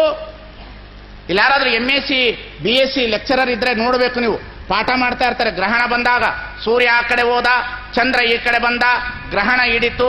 ಗ್ರಹಣ ಹಿಡಿದ ದಿವಸ ಎಲ್ಲರೂ ದರ್ಬೆ ಹಾಕಿ ಬಿಡ್ರಿ ಅಂತಾರೆ, ಹೇಳ್ತಾರಲ್ಲ ಸಂಪ್ರದಾಯವಾದಿಗಳು. ದರ್ಬೆ ಇದಕ್ಕೆ ಹಾಕ್ತಾರೆ, ಉಪ್ಪಿನಕಾಯಿಗೆ ಹಾಕ್ತಾರೆ, ತುಪ್ಪಕ್ಕೆ ಹಾಕ್ತಾರೆ. ತುಂಬಿದ ನೀರನ್ನ ಏನ್ ಮಾಡ್ತೀರಿ? ಗ್ರಹಣ ಬಿಟ್ಟುಕೊಡ್ಲೆ ಚೆಲ್ಲ ಬಿಡ್ತೀರಿ. ಚೆಲ್ತೀರಲ್ಲ, ತುಂಬಿದ ನೀರನ್ನ ಗ್ರಹಣ ಬಿಟ್ಟುಕೊಡ್ಲೆ ಚೆಲ್ಲ ಬಿಡ್ತೀರಿ. ಅಜ್ಞಾನಗೇಡಿಗಳೆಲ್ಲ ತುಂಬಿದ ನೀರು ಚೆಲ್ಲದ್ರಿ, ಆ ಗ್ರಹಣದ ಛಾಯೆ ಕಾವೇರಿ ನದಿಗೆ, ತುಂಗಾಭದ್ರಕ್ಕೆ, ಶರಾವತಿ ಒಳಗೆ ಬಿದ್ದಿಲ್ಲೇನು ಛಾಯೆ? ಅದೇ ನೀರು ಪುನಃ ಮಾರನೇ ದಿವಸ ಹಿಡ್ಕೊಂಡು ಕುಡಿಬೇಕಲ್ಲ. ಏನ್ ನಿನ್ನ ಸೈನ್ಸು? ನಿಂದೇನು MSc, ನಿಂದೇನು ಡಾಕ್ಟರೇಟ್ PhD ಹೊಟ್ಟೆಪಾಡಿಗಾಗಿ? ಏನು ಬೋಧನೆ ನಿಂದು? ಒಂದು ದರ್ಬೆ ನಿಮ್ಮನ್ನು ಎದುರಿಸ್ತದ? ಒಂದು ತುಪ್ಪ ಚೆಲ್ಲು, ಚೆಲ್ಲಕ್ಕೆ ಬರಲ್ಲ, ದರ್ಬೆ ಹಾಕಿ ಬಿಡ್ತೀಯ. ನೀರು ಚೆಲ್ಲಕ್ಕೆ ಬರ್ತೀಯ, ಚೆಲ್ತೀಯ. ಏನು ಅಜ್ಞಾನ ತುಂಬದ ಸ್ವಾಮಿ, ಏನ್ ನನಗೆ ಅರ್ಥನೇ ಆಗೋದಿಲ್ಲ. ನೀವು ಬಹಳ ಭಯ ಇದ್ದೀರಿ. ಎಡಗೈ ಶ್ರೇಷ್ಠನೋ? ಬೆಳಗ್ಗೆ ಸ್ಟ್ರೈಕ್ ಮಾಡಬೇಕಿದು. ಯಾವುದು? ಶೌಚಾಲಯದ ಕೈ ಇದು, ದೇವ್ರು ಕೊಟ್ಟ ಕೈ ಇದು. ಇದು ಎಡಗೈ ಕನಿಷ್ಠ ಅಂತ. ದೇವರಿಗೆ ದೇವಸ್ಥಾನಕ್ಕೆ ಹೋದಾಗ ಇದರಲ್ಲೇ ತೀರ್ಥ ತಗೋಬೇಕಂತ, ಇದ್ರಲ್ಲಿ ತಗೋಬಾರ್ದಂತ. ಅದು ಕೋಟಿ ಪಟ್ ಅಂತ ಹೊಡಿತಾರೆ. ಕಟ್ ಮಾಡಿಬಿಡ್ರಿ ಮಕ್ಕಳ ಕೈನ. ಏನ್ರಿ ದೇಹದೊಳಗಡೆ ಅಸ್ಪೃಶ್ಯತೆ, ದೇಹದೊಳಗಡೆ, ನಮ್ಮ ದೇಹದೊಳಗಡೆ ಅಸ್ಪೃಶ್ಯತೆ. ತಲೆ ಬ್ರಾಹ್ಮಣ, ಕೈ ಕ್ಷತ್ರಿಯ, ಹೊಟ್ಟೆ ವೈಶ್ಯ, ಕಾಲು ಶೂದ್ರ, ಎಡಗೈ ಕನಿಷ್ಠ, ಬಲಗೈ ಶ್ರೇಷ್ಠ. ಎಡಗೈ ಕನಿಷ್ಠ ಅಂತ, ಬಲಗೈ ಶ್ರೇಷ್ಠ. ಬೆಳಿಗ್ಗೆ ಹೇಳಿರ್ತಾರೆ ಈ TV ಒಳಗಡೆ ಕುತ್ಕೊಂಡು, ಕೆಂಪು ಹೂವನ್ನೇ ಇಡು, ಬಿಳಿ ಹೂವನ್ನೇ ಇಡು, ತಾಳೆ ಹೂವನ್ನೇ ಇಡು ಅಂತ ಹೇಳಿರ್ತಾರೆ ಕಳ್ಳರು ಎಲ್ಲರೂ ಕುತ್ಕೊಂಡು. ಇವು ಬೆಳಿಗ್ಗೆ ಹೆಣ್ಮಕ್ಳು ವಾಕಿಂಗ್ ಹೋದಾಗ ಯಾರ ಮನೆ ಬಾಕ್ಲಾಕಿರ್ತಾರೆ ಅವ್ರು ಕಾಂಪೌಂಡಿಂದ ಕತ್ಕೊಂಡ್ಬಂದು ಇವು ಪೂಜೆ ಮಾಡ್ತವೆ.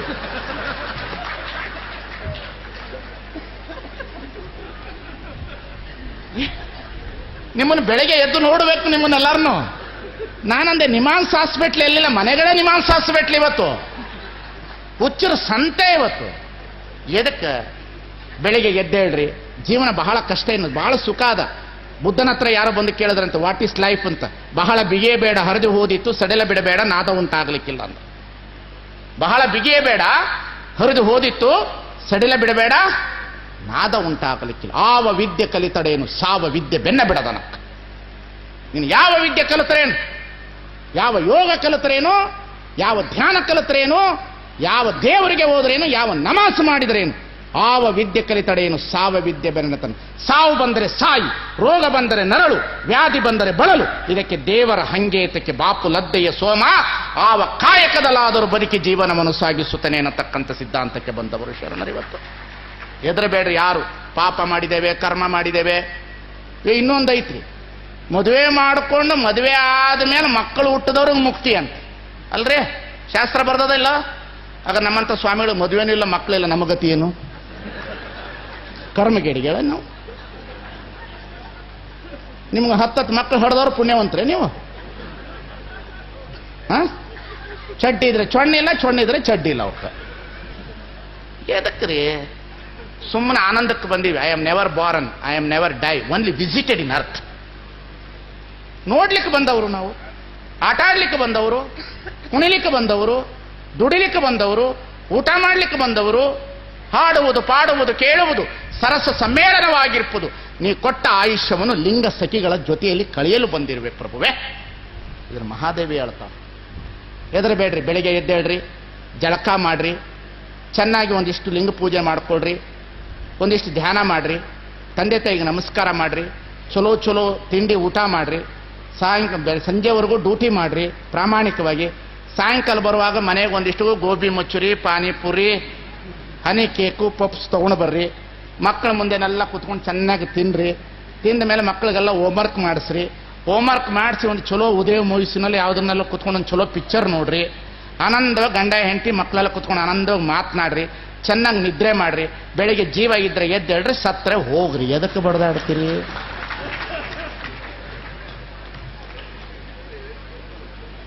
ಯಾವ್ದು ನನಗೆ ಅರ್ಥನೇ ಆಗ್ತಾ ಇಲ್ಲ. ನಿಮಗೆಲ್ಲ ದೇವ್ರ ಮೇಲೆ ವಿಶ್ವಾಸ ಅದ?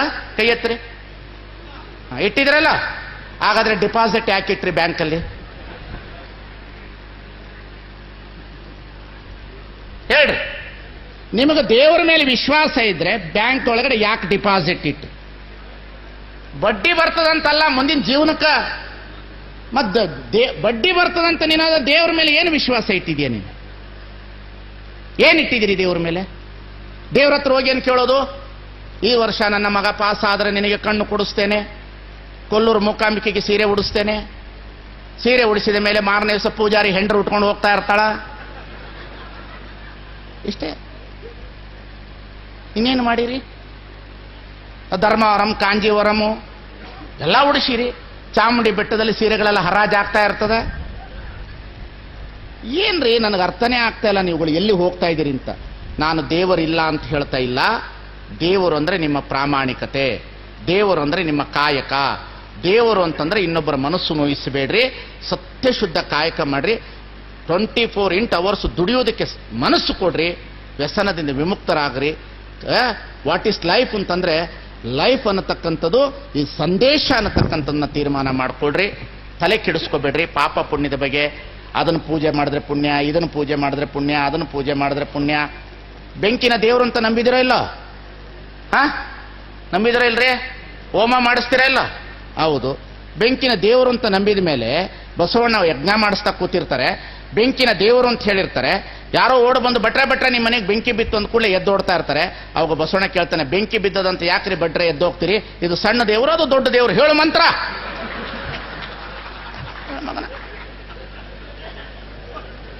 ಹುಡುಗಾಟಿಕೆ ಚೆನ್ನೇನು? ಬಣವೆಗೆ ಬೆಂಕಿ ಬಿದ್ರೆ ಹೇಳ್ರಿ ಮಂತ್ರನ, ಮನೆಗೆ ಬೆಂಕಿ ಬಿದ್ರೆ ಹೇಳ್ರಿ ಮಂತ್ರನ.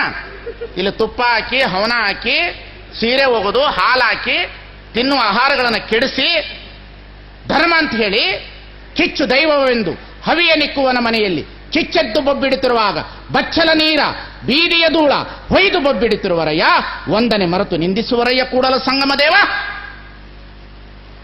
ಏನು ಮನುಷ್ಯರಿ ಬಸವಣ್ಣ. ನನಗೊಂದೊಂದು ಸಲ ಬಸವಣ್ಣ ನೆನೆಸ್ಕೊಂಡ್ಬಿಟ್ರೆ ಅಯ್ಯೋ ಅನಿಸುತ್ತೆ. ಬೀದಿಲಿ ನಿಂತಿದ್ದಾನೆ ಬಸವಣ್ಣ ಇವತ್ತು. ಕರಿಯವ್ರು ಯಾರು ಇಲ್ಲ ಬಸವಣ್ಣನವರನ್ನ, ಕರಿಯವ್ರು ಯಾರಿಲ್ರಿ ಬಸವಣ್ಣನವರನ್ನ. ಸ್ವಾಮಿ ಬಸವಣ್ಣ ಸಾಮಾನ್ಯವಾದವನಲ್ಲ. ಬಿಜ್ಜಳನ ಆಸ್ಥಾನದಲ್ಲಿ ಅಧಿಕಾರವಿದ್ರು ಬಿಜ್ಜಳನ ಭಂಡಾರ ನನಗೆ ಕೈ ಅಂತ ಹೇಳಿಬಿಟ್ಟು ಬಂದ. ಕರ್ಣಿಕ ಕಾಯಕ ಕೆಲಸ ಮಾಡುವ ಬಸವಣ್ಣ. ಬಸವಣ್ಣ ಎಂಥ ರಾಜಕಾರಣ ಮಾಡಿದ್ರು. ಇವತ್ತು ಹೇಳ್ತಾರೆ ನಮ್ದು ಬಸವಣ್ಣನ ರಾಜಕಾರಣ ಅಂತ. ಯಾವ ಬಸವಣ್ಣನ ರಾಜಕಾರಣ ಮಾಡ್ತೀರಿ? ಬಿಜ್ಜಳನ ಆಸ್ಥಾನದ ದಡೆಯಲ್ಲಿ ಭಂಡಾರ ಸಿಕ್ಕಿದಂತ ಸಂದರ್ಭದಲ್ಲಿ ಬಿಜ್ಜಳ ಹೇಳ್ತಾನೆ, ನೀನು ಸ್ವಲ್ಪ ತಗೋ ಅಂತ. ಬಸವಣ್ಣ ಹೇಳ್ತಾನೆ, ಕೊಡುವ ಹಕ್ಕು ನಿನಗಿಲ್ಲ, ತೆಗೆದುಕೊಳ್ಳುವ ಹಕ್ಕು ನನಗಿಲ್ಲ. ನೀನು ಅದರ ರಕ್ಷಕ, ನಾನು ಅದರ ಯೋಜಕ, ಅದನ್ನು ಬಳಸಬೇಕಾದವರು ಪ್ರಜೆಗಳು ಅನ್ನತಕ್ಕಂಥ ರಾಜಕಾರಣವನ್ನು ತಂದಿಟ್ಟವನು ಬಸವಣ್ಣ.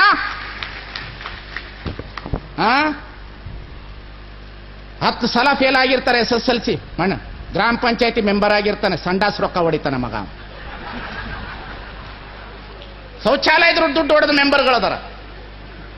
STM ಸ್ಕೂಲ್ನೊಳಗಡೆ ಅಧ್ಯಕ್ಷರಾಗಿರ್ತಾರೆ, ಮಕ್ಕಳಿಗೆ ಬಂದಿರೋ ದುಡ್ಡು ಹೊಡೆಯವರು STM ಅಧ್ಯಕ್ಷರಾಗಿ. ಎಲ್ಲಿದ್ದೀರಿ? ಅದಕ್ಕೆ ಸಜ್ಜನರಿಗಿಂತ ದುರ್ಜನರಿಗಿಂತ ಸಜ್ಜನರು ಬಹಳ ಡೇಂಜರು ನನಗೆ. ದುರ್ಜನರು ಒಂದು ಕೆಟ್ಟ ಕೆಲಸ ಮಾಡ್ತಾರೆ, ವಿದ್ಯಾವಂತರು ಬುದ್ಧಿವಂತರು ಸಜ್ಜನರು ಮೌನವಾಗಿ ಎಲ್ಲದಕ್ಕೂ ಸಪೋರ್ಟ್ ಕೊಡ್ತಾ ಈ ದೇಶವನ್ನು ಆಳುವ ಪ್ರಭೆಯಲ್ಲಿ ನಾವು ನಿಂತುಕೊಂಡಿದ್ದೇವೆ. ನಾವು ಬದಲಾಗ್ರಿ, ನಿಮ್ಮ ಮನಸ್ಸುಗಳು ಬದಲು ಮಾಡಿ. ನೀವು ಹೇಳ್ಬೋದು ನಮ್ಮ ಕಾಲಕ್ಕೆ ಮುಗಿದೋಯ್ತು, ಮುಂದೆ ಏನು ಅಂತ. ಹಾಗಾದ್ರೆ ಯಾಕೆ ಮಕ್ಕಳನ್ನ ಹುಟ್ಟಿಸಿದಿರಿ? ಹುಟ್ಟಿಸ್ಬೇಡ್ರಿ, ಮಕ್ಕಳನ್ನ ಬಿಟ್ಟು ಬಿಡ್ರಿ. ನಿಮ್ಮ ಕಾಲಕ್ಕೆ ನೀವು ಮುಗಿಸೋಗ್ರಿ. ಯಾಕೆ ಇಟ್ಟಿದ್ರಿ ಮಕ್ಕಳನ್ನ? ಸಮಾಜ ಇದಕ್ಕೆ ಬೇಕು, ಧರ್ಮ ಇದಕ್ಕೆ ಬೇಕು, ದೇಶ ಇದಕ್ಕೆ ಬೇಕು. ಅವ್ರು 5 ವರ್ಷ ಆಳೋತ್ತಿಗೆ ಅವ್ರು ತಿಂದಿಲ್ಲೇನ, ನಾವು ತಿನ್ನೋದು. ಅವ್ರು ಹೊಡೆದಿಲ್ಲೇನ, ನಾವು ಹೊಡೆದಿರೋದು. ಏನು ಹೊಡಿತೀರಿ ನೀವು? ಏನ್ ತಿಂತೀರಿ? ಒಂದು ಕಡೆ ರಾಜಕಾರಣಿಗಳು ಈ ದೇಶವನ್ನ, ಒಂದು ಕಡೆ ಮೋಸ, ಇನ್ನೊಂದು ಕಡೆ ನಾವು ಮೋಸ. ಮಣ್ಣು ಹಗದು ಅಗದು ಅಗದು ಅಗದು ಇದ್ದು ಬದ್ದು ಮಣ್ಣೆಲ್ಲ ತಗೊಂಡು ಹೋಗಿ ಹಾಕಿ ತಿರುಪತಿ ತಿಮ್ಮಪ್ಪನ ವಜ್ರದ ಕಿರೀಟ ಹಾಕಿದ್ರು ಜೈಲಲ್ಲಿ ಕೂತ್ಕೊಂಡು ಮುದ್ದೆ ಮುರಿಯೋದು ಕಾಲ ಹೋಗಲಿಲ್ಲ ಈ ಸಮಾಜದಲ್ಲಿ. ಏನು ಮಾಡ್ತೀರಿ? ಮನ ಒರೆಯದ ಕಳ್ಳತನವಿಲ್ಲ, ಬಿಡು ಬಾಹ್ಯದೊಳು ಡಂಬವ, ಮಾನಸದೊಳು ಗೆಡವೆಡದರು ಶಂಭುವ, ಒಡಲೋಳು ವಂಚಿಸಿ ಹೊರಗೆ ನೀ ಕೀರ್ತಿಯ ಪಡೆದರೆ ಶಿವ ನಿನಗೆ ಒಲಿವನೆ ಮರುಳೆ. ಎಲ್ಲಿ ಒಲಿತಾನೆ ಇವತ್ತು? ಸ್ವಾಮಿಗಳೇ, ಗಾಂಧೀಜಿ ಬಟ್ಟೆ ಹಾಕಲಿಲ್ಲ ಅಂತ. ಹೌದು, ನಿಜ, ಹಾಕಲಿಲ್ಲ. ಬಹಳ ದೊಡ್ಡ ಮನುಷ್ಯ. ವಾಕಿಂಗ್ ಹೋಗಬೇಕು ಅಂತ ರವೀಂದ್ರನಾಥ ಠಾಗೂರ್ ಹತ್ರ ಬಂದ್ರಂತೆ. ರವೀಂದ್ರನಾಥ ಠಾಗೂರ್ ಒಂದು ತಾಸಾದ ಮೇಲೆ ಹೊರಗಡೆ ಬಂದ್ರಂತೆ. ಗಾಂಧೀಜಿ ಕೇಳಿದ್ರಂತೆ, ವಾಕಿಂಗ್ ಹೋಗೋದಕ್ಕೆ ಇಷ್ಟೊಂದು ಲೇಟಾಗಿ ಬಂದಿಯಲ್ಲ? ರವೀಂದ್ರನಾಥಕ್ಕೂ ಬ್ಯೂಟಿಫುಲ್ ಆಗಿ ಪರ್ಫ್ಯೂಮ್ ಹಾಕೊಂಡು ಹೊರಗಡೆ ಬಂದ್ರಂತೆ. ಆವಾಗ ರವೀಂದ್ರನಾಥ ಠಾಗೂರ್ ಹೇಳಿದ್ರಂತೆ, ನಮ್ಮನ್ನು ನೋಡಿದ್ರೆ ಇನ್ನೊಬ್ರಿಗೆ ಹಿಂಸೆ ಆಗಬಾರ್ದು, ಅದೇ ಹಿಂಸೆ ಅಂದ್ರಂತೆ ಗಾಂಧೀಜಿ. ಅರ್ಥ ಆಯ್ತೋ ಇಲ್ಲೋ ನಿಮಗೆ? ಅರ್ಥ ಆಯ್ತೋ ಇಲ್ಲೋ ನನಗೆ ಗೊತ್ತಿಲ್ಲ. ರವೀಂದ್ರನಾಥ್ ಠಾಗೂರ್ ವಾಕಿಂಗ್ ಹತ್ರ ಗಾಂಧೀಜಿ ಬಂದಿದ್ರು. ಗಾಂಧೀಜಿ ಹೊರಗಡೆ ಕೂತಿರೋ ರವೀಂದ್ರನಾಥ್ ಠಾಗೂರ್ ಅವರು ಡ್ರೆಸ್ ಮಾಡ್ಕೊಂಡು ಲೇಟಾಗಿ ಬಂದರು. ಗಾಂಧೀಜಿ ಕೇಳಿದ್ರು, ಯಾಕಪ್ಪ ಇಷ್ಟು ಲೇಟಾಗಿ ಬಂದೆ ಅಂತ. ಇಲ್ಲ, ನಾನು ಶಿಸ್ತಾಗಿ ಬರಬೇಕು, ನನ್ನ ಧರ್ಮ ಅಂದ್ರಂತೆ. ಯಾಕೆಂದ್ರೆ ನನ್ನನ್ನು ನೋಡಿದ್ರೆ ಇನ್ನೊಬ್ಬರಿಗೆ ಹಿಂಸೆ ಆಗಬಾರ್ದು, ಅದೇ ಅಹಿಂಸೆ ಅಂದಂತೆ ರವೀಂದ್ರನಾಥ ಠಾಗೂರ್. ಓದ್ರಿ ತೆಗೆದು. ಸುಮ್ಮನೆ ನಾವೆಲ್ಲರೂ ಏನ್ ನೋಡ್ಬೇಕು, ಹೊಟ್ಟೆ ಉರಿತದೆ ನನಗೆ. ವಿಧಾನಸೌಧಕ್ಕೆ ಹೋಗಿದೆ ಒಂದ್ಸಲ, ಸುಮ್ಮನೆ ಹೋಗಿದೆ ಕತೆ ಒಳಗೆ. ನಾನು ಯಾರ ಹತ್ರ ಹೋಗೋದಿಲ್ಲ. ನಾನಿಷ್ಟು ಮಾತನಾಡ್ತೀನಿ, ನಿಜಗುಣಾನಂದ ಸ್ವಾಮೀಜಿ ಹೆಸರಿನಲ್ಲಿ ₹5 ಡಿಪಾಸಿಟ್ ಇಲ್ಲ. ನಾನು ಮನುಷ್ಯರ ಮೇಲೆ ಪ್ರೇಮದಿಂದ ಬದುಕಿರ್ತಕ್ಕಂಥ ಜನ, ನನ್ನ ಹತ್ರ ₹5 ಡಿಪಾಸಿಟ್ ಇಲ್ಲ ಅನ್ನತಕ್ಕಂಥ ಪ್ರಾಮಾಣಿಕವಾಗಿ ಈ ಸಮಾಜದಲ್ಲಿ ಕೈ ಹಿಡದೆ ಅಂತ ಹೇಳ್ತೇನೆ. ನಾನು ಬದುಕಬಲ್ಲೆ. ಹಾಗಾದ್ರೆ ನಿಮ್ಮ ಕಾರ್ ಯಾರು ಕೊಟ್ಟಾರ? ನೀವು ಕೊಟ್ಟಿರಿ. ನನ್ನ ಹೆಸರಲ್ಲೂ ಇಲ್ಲ. ಕರ್ಕೊಂಡು ಬಂದವ್ರು ನೀವು, ಖರ್ಚು ಕೊಟ್ಟವ್ರು ನೀವು, ಹೊರಟು ಬಿಡ್ತೀವಿ ನಾವು, ಮುಗಿದೋಯ್ತು. ಏನು ಕಡಿಮೆ ಸಾಕಿದ್ರೆ? ನಾವು ಸ್ವಾಮಿಗಳು ಇವತ್ತು ಮಠಗಳಲ್ಲಿ ನಮ್ಮ ಅಣ್ಣ ತಮ್ಮಂದರನ್ನ ಅಧಿಕಾರ ಮಾಡಿಕೊಂಡು ಆಸ್ತಿಯನ್ನು ಮಾರಿಕೊಂಡುವ ಪರಿಸ್ಥಿತಿಗೆ ಸ್ವಾಮಿಗಳು ಬಂದಿದ್ದೇವೆ. ಅಣ್ಣ ತಮ್ಮದನ್ನು ಅಧಿಕಾರಕ್ಕೆ ತಂದಿಡುವಂಥ ಪರಿಸ್ಥಿತಿಗೆ ಬಂದಿದ್ದೇವೆ. ಅಣ್ಣನ ಮಗ ಮ್ಯಾನೇಜರು, ತಮ್ಮನ ಮಗ ಅಡಿಗೆ ಮಾಡೋನು. ಮತ್ತೆ ನಾವೆಲ್ಲರೂ ತ್ಯಾಗಿಗಳಾಗಿದ್ದೇವೆ. ಸ್ವಾಮಿಗಳು ಬದಲಾಗಬೇಕು, ರಾಜಕಾರಣಿಗಳು ಬದಲಾಗಬೇಕು. ಗುರು ಬ್ರಹ್ಮ, ಗುರು ವಿಷ್ಣು, ಗುರು ಮಹೇಶ್ವರ, ಗುರು ಸಾಕ್ಷಾತ್ ಪರಬ್ರಹ್ಮ ಅಂತ ಹೇಳಿರ್ತಕ್ಕಂತಹ ಶಿಕ್ಷಕರು ಸಣ್ಣ ಸಣ್ಣ ಮಕ್ಕಳ ಮೇಲೆ ಅತ್ಯಾಚಾರ ಮಾಡಕ್ಕೆ ಹೊರಟಾಗ ಏನು ಮಾಡಬೇಕು ಈ ದೇಶದೊಳಗಡೆ ನಾವು? ನಿನ್ನೆ ಟಿವಿನಲ್ಲಿ ನೋಡ್ತಿದ್ದು, ಯಾವುದೋ ಹೆಣ್ಣು ಮಗಳನ್ನ ಹರಾಜಾಗ್ತಿದ್ರಂತೆ ರೋಡಲ್ಲಿ 3 ಜನ, ಕರ್ನಾಟಕದಲ್ಲೇ. ನಿನ್ನೆ ಟಿವಿ ಒಳಗೆ ನೋಡಿದೆ. ಯಾಕೆ ಅಂಗಾಂಗಗಳನ್ನ ಹರಾಜು? ಎಲ್ಲಿದ್ದೀರಿ? ನೀವು ಹೇಳ್ಬೋದು, ಅವ್ರ ಮನೆಯವ್ರು ಕುಡ್ದಾರ, ನಮ್ಮ ಮನೆಯವ್ರು ಕುಡಿಲಿಲ್ಲ ಅಂತ. ಅಲ್ಲಿ ಹತ್ತಿರ ಕಿಚ್ಚು ನಿನ್ನ ಮನೆಗೆ ಬರೋದಿಲ್ಲ, ನಾಳೆ ಬರೋದಿಲ್ಲ ಅದು. ಅದಕ್ಕಾಗಿ ಪ್ರಜ್ಞಾವಂತ ಜನರೇ, ನಾನು ನಿಮ್ಮಲ್ಲಿ ವಿನಂತಿಸಿಕೊಳ್ಳೋದು ಏನಂತಂದ್ರೆ, ಸಮಾಜ ಬದಲಾವಣೆ ಕಡೆಗೆ ತರಬೇಕು. ನಾವು ಬಸವಾದಿ ಪ್ರಮುಖರ ವಿಚಾರ ಕಡೆಗೆ ಬರಬೇಕು, ರೈತರ ಕಡೆಗೆ ವಿಚಾರ ಬರಬೇಕು, ಚಿಂತನೆ ಕಡೆಗೆ ವಿಚಾರ ಬರಬೇಕು ಅನ್ನತಕ್ಕಂಥ ಮಾತನ್ನು ಹೇಳ್ತಾ, ನಮ್ಮ ವೀರಣ್ಣನವರ ಬದುಕು ಬಹಳ ಅತಿ ಅದ್ಭುತವಾದ ಬದುಕು. ಇವತ್ತು ಅವರ ಆತ್ಮಕ್ಕೆ ಶಾಂತಿ ದೊರಕಿರ್ಬೋದು ಅಂತ ನಾನು ತಿಳ್ಕೊಂಡಿದ್ದೇನೆ. ಯಾಕಂದ್ರೆ 50 ವರ್ಷನೇ ಬದುಕಿರ್ತಕ್ಕಂಥವರು. ಆದರೆ ಇಂಥ ಒಂದು ಚಿಂತನೆಯನ್ನು ಮಲ್ಲಿಕಾರ್ಜುನ ಸೇವಾ ಟ್ರಸ್ಟ್ನವರು ಇಟ್ಟಿದ್ದಾರೆ. ಜೋರಾಗಿ ಚಪ್ಪಾಳೆ ತಟ್ಟೋದೊಂದಿಗೆ ಅವರನ್ನು ಗೌರವಿಸಬೇಕು ಅಂತಕ್ಕಂಥ ಮಾತನ್ನು ನಾನು ಹೇಳ್ತೇನೆ. ಅವ್ರನ್ನ ಗೌರವಿಸಬೇಕು. ನಾನು ವ್ಯಕ್ತಿ ಪ್ರಧಾನವಾದಂಥ ಕಾರ್ಯಕ್ರಮಕ್ಕೆ ಬರೋದಿಲ್ಲ ನಾನು. ಆದರೆ ಅವರು ಫೋನ್ ಮಾಡಿ ಏನು ಹೇಳೋದು ಅಂದರೆ, ವ್ಯಕ್ತಿ ಸುಮ್ಮನೆ ಸಾಧನ, ಆದರೆ ನಿಮ್ಮ ವಿಚಾರ ಸಮಾಜಕ್ಕೆ ಮುಟ್ಲಿ ದಯಮಾಡಿಸಿ ಅಂತ ಹೇಳ್ತಕ್ಕಂಥ ಮಾತನ್ನು ಅವರು ಹೇಳಿ ನಮ್ಮನ್ನು ಕರೆಸಿದ್ದಾರೆ. ಅದು ಬಹಳ ದೊಡ್ಡದು. ಅವರ ಮನೆತನಕ್ಕೂ ಬಹಳ ಒಳ್ಳೆಯ ರೀತಿಯಲ್ಲಿ ಬದುಕು ಬರಲಿ, ವಿಚಾರಗಳು ಬರಲಿ. ಅಧಿಕಾರದಿಂದನೇ ಈ ಸಮಾಜವನ್ನು ಸುಧಾರಿಸ್ತೀನಿ ಅನ್ನೋದಕ್ಕೆ ಬರೋದಿಲ್ಲ. ಯಾವ ಅಧಿಕಾರ ಇರಲಿಲ್ಲ, ಆದರೆ ಜಗತ್ತಿನಲ್ಲಿ ನೋಬಲ್ ಶಾಂತಿ ಪಾರಿಶೋಧಕವನ್ನು ಪಡೆದಂಥ ಮದರ್ ತೆರೇಸ್ ಇದ್ದಾಳೆ ಅನ್ನತಕ್ಕಂಥದ್ದನ್ನ ನಾವ್ಯಾರು ಮರಿಬಾರ್ದು. ಪ್ರಾರ್ಥನೆ ಮಾಡುವ ತುಟಿಗಳಿಗಿಂತ ಸೇವೆ ಮಾಡುವ ಕೈಗಳೇ ಶ್ರೇಷ್ಠವಾಗಲಿ ಅನ್ನತಕ್ಕಂಥದ್ದನ್ನು ಕಾಣಬೇಕು ಅನ್ನತಕ್ಕಂಥ ಮಾತನ್ನು ಈ ಸಂದರ್ಭದಲ್ಲಿ ಹೇಳ್ತಾ, ತಮ್ಮೆಲ್ಲರಲ್ಲಿ ವಂದಿಸಿ, ಈ ಗಣಪತಿ ಬಿಡೋ ಟೈಮ್ನಲ್ಲಿ ನಮ್ಮ ಹುಡುಗರು ಗಣಪತಿಯನ್ನು ದೇವರು ಅಂತ ನಂಬಿ ಓಣಿಗೆ ಗಣಪತಿಯನ್ನು ಇಟ್ಟು ಬಿಡುವ ದಿವಸ 5,000 ರೂಪಾಯಿ 50 ಕೋಟಿ ರೂಪಾಯಿನ ಹೆಂಡ ಕುಡಿದು ಫಿಲಂ ರೆಕಾರ್ಡ್ ಹಾಕಿ ಕುಣಿದು ದೇವರು ಅಂತ ಹೇಳಿ ಹೋಗುವಂಥ ದಿನಮಾನ ಕಾಲದಲ್ಲಿ ನಮ್ಮ ಮಕ್ಕಳನ್ನು ಹೇಗೆ ಬದಲಾಯಿಸಿಕೊಳ್ಳಬೇಕು ಅನ್ನೋದು ನಮ್ಮಲ್ಲಿ ಬರಬೇಕಾಗಿದೆ ಅನ್ನತಕ್ಕಂಥದ್ದನ್ನು ಕಾಣಬೇಕು. ಅದರಲ್ಲೂ ಶಿವಮೊಗ್ಗದ ಭಾಗದ ಜನರಲ್ಲಿ ನಾನು ಬಹಳ ವಿನಂತಿಸ್ಕೊಳ್ತೇನೆ. ಬಹಳ ವಿಚಾರವಂತರಿದ್ದೀರಿ, ಬುದ್ಧಿವಂತರಿದ್ದೀರಿ. ಅಷ್ಟೇ ಮೂಢನಂಬಿಕೆ ಒಳಗಡೆ ಬಹಳ ತೊಳಲಾಡ್ತಿರ್ತಕ್ಕಂಥ ರಾಜ್ಯ ಅಂತ ನಾನು ತಿಳ್ಕೊಂಡಿದ್ದೇನೆ. ಬೆಳಗಾಯಿತು ಅಂತಂದರೆ ಬಹಳ ಪೂಜೆ ಪುನಸ್ಕಾರ. ಹೊರಗೆ ಬನ್ನಿ, ಚೆನ್ನಾಗಿ ಬದುಕ್ರಿ, ಒಳ್ಳೆ ಜೀವನ ಮಾಡ್ರಿ, ಚೆನ್ನಾಗಿ ಬದುಕ್ರಿ, ಒಳ್ಳೆ ರೀತಿಯಲ್ಲಿ ಜೀವನವನ್ನು ಕಟ್ಟಿಕೊಳ್ಳ್ರಿ, ಮನೆ ಕಟ್ಟ್ರಿ, ಬದುಕು ಕಟ್ಟ್ರಿ. ಆದರೆ ಇದೆಲ್ಲವೂ ನನ್ನದಲ್ಲ, ಸಮಯ ನನ್ನದು ಅನ್ನತಕ್ಕಂಥ ಭಾವನೆಯನ್ನು ಇಟ್ಟುಕೊಂಡು ಬದುಕ್ರಿ ಅನ್ನತಕ್ಕಂಥ ಮಾತನ್ನು ಹೇಳ್ತಾ, ವೀರಣ್ಣವರ ಆತ್ಮಕ್ಕೆ ವೇದಿಕೆ ಮೇಲೆ ಕೂತಂಥವರೆಲ್ಲರಿಗೂ ಮತ್ತೊಮ್ಮೆ ವಂದಿಸಿ, ನಾನು ಇದು ಚಿಂತನೆಯಾಗಿ ಇಟ್ಟುಕೊಂಡಿದ್ದೇನೆ. ಇದನ್ನು ನಿಮ್ಮ ಮಾರ್ಗದರ್ಶನಕ್ಕಲ್ಲ. ನಾನು ಎಂದು ನಿಮ್ಮನ್ನ ಸೆಂಟಿಮೆಂಟಲ್ ಮಾತಾಡೋದಿಲ್ಲ. ಗುರು ಹೇಳಿದ ಮಾತೆಲ್ಲವೂ ಸತ್ಯವೆಂದು ನಂಬಬೇಡ. ನಿನಗೂ ಒಳ್ಳೆಯದಾಗಿ ಸಮಾಜಕ್ಕೆ ಒಳ್ಳೆಯದಾದರೆ ಮಾತ್ರ ಅದನ್ನು ಸ್ವೀಕರಿಸು, ಇಲ್ಲದಿದ್ದರೆ ಅದನ್ನು ಧಿಕ್ಕರಿಸು ಅನ್ನತಕ್ಕಂಥ ಮಾತನ್ನು ಮತ್ತೊಮ್ಮೆ ಹೇಳ್ತಾ ತಮ್ಮೆಲ್ಲರಿಗೂ ಒಂದ್ಸಲ ನನ್ನ ಮತವಿರೋದು.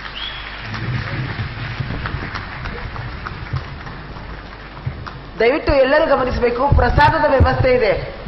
ಮಲ್ಲಿಕಾರ್ಜುನ ಚಾರಿಟೇಬಲ್ ಟ್ರಸ್ಟ್ ವತಿಯಿಂದ ವೇದಿಕೆಯ ಎಡಭಾಗದಲ್ಲಿ ಎಲ್ಲರಿಗೂ ಪ್ರಸಾದ ವ್ಯವಸ್ಥೆ ದಯವಿಟ್ಟು ಸ್ವೀಕರಿಸಬೇಕಾಗಿ ಚಾರಿಟೇಬಲ್ ಟ್ರಸ್ಟ್ ಪರವಾಗಿ ವಿನಂತಿಸಿಕೊಳ್ತಾ, ಆದಾವ ನಮ್ಮ ಜೋಳ ಉಳಿದಾವ ನಮ್ಮ ಹಾಡ ಅನ್ನುವಂಥ ರೀತಿಯಲ್ಲಿ ಇಂದು ಕೇಳಬೇಕು ಅನ್ನುವಂಥ ಆಸಕ್ತಿ ತಮ್ಮದೆಲ್ಲರದು ಇತ್ತು. ಖಂಡಿತವಾಗಿಯೂ ಶರಕ್ಷರರು ಮುಂದಿನ ದಿನಗಳಲ್ಲಿ ಮಾಡಿಸ್ತಾರೆ. ಈಗ ಮಲ್ಲಿಕಾರ್ಜುನ ಚಾರಿಟೇಬಲ್ ಟ್ರಸ್ಟ್ ವತಿಯಿಂದ ಪರಮ ಪೂಜ್ಯರಿಗೆ ಗೌರವ ಸಮರ್ಪಣೆ ಇದೆ. ದಯವಿಟ್ಟು ಎಲ್ಲರೂ ರಂಗಮಂದಿರದ ಎಡಭಾಗದಲ್ಲಿ ಪ್ರಸಾದ ಬೇಕು. ಹೆಣ್ಣು ಮಕ್ಕಳ ಬಾಳು ಗೌರವಯುಕ್ತ, ಯುವ ಜನತೆ ವ್ಯಸನ ಮುಕ್ತ, ರೈತರ ಕಾಯಕದಿಂದ ಬದುಕಿನ ದಾರಿ ಸೂಕ್ತ ಅನ್ನುವಂಥ 3 ಸೂತ್ರಗಳನ್ನು ಹೇಳುವುದರ ಮೂಲಕ ನಮ್ಮ ಸಮಾಜ ತಿದ್ದುಗಳ ಕಾಲ ಅವರ ಪ್ರವಚನವನ್ನು ಕೇಳುವಂತ ಅವಕಾಶ ನಮಗಾಗಲಿದೆ. ಪರಮ ಪೂಜ್ಯರಿಗೆ ನಮ್ಮ ನಿಮ್ಮೆಲ್ಲರ ಪರವಾಗಿ ಮಲ್ಲಿಕಾರ್ಜುನ ಆಗಮಿಸಿ ಕಾರ್ಯಕ್ರಮವನ್ನು ಯಶಸ್ವಿಗೊಳಿಸಿದ ಎಲ್ಲ ಶರಣೆಯರಿಗೂ ಇನ್ನೊಮ್ಮೆ ವಂದನೆಯನ್ನು ಸಲ್ಲಿಸ್ತಾ ಎಲ್ಲರೂ ಪ್ರಸಾದವನ್ನು ಸ್ವೀಕರಿಸಿ. ದಯಮಾಡಿ ಕಾರ್ಯಕ್ರಮ ನಿರ್ವಹಣೆ ಮಾಡಿದ ತಾಯಿ ಬಹಳ ಚೆನ್ನಾಗಿ ಕಾರ್ಯಕ್ರಮ ನಿರ್ವಹಣೆ ಮಾಡಿದ ಅವರನ್ನು ಕಿರಣ್ ದೇಸಾಯಿ ಅವರನ್ನು ಗೌರವಿಸಬೇಕು ಅನ್ನತಕ್ಕಂಥ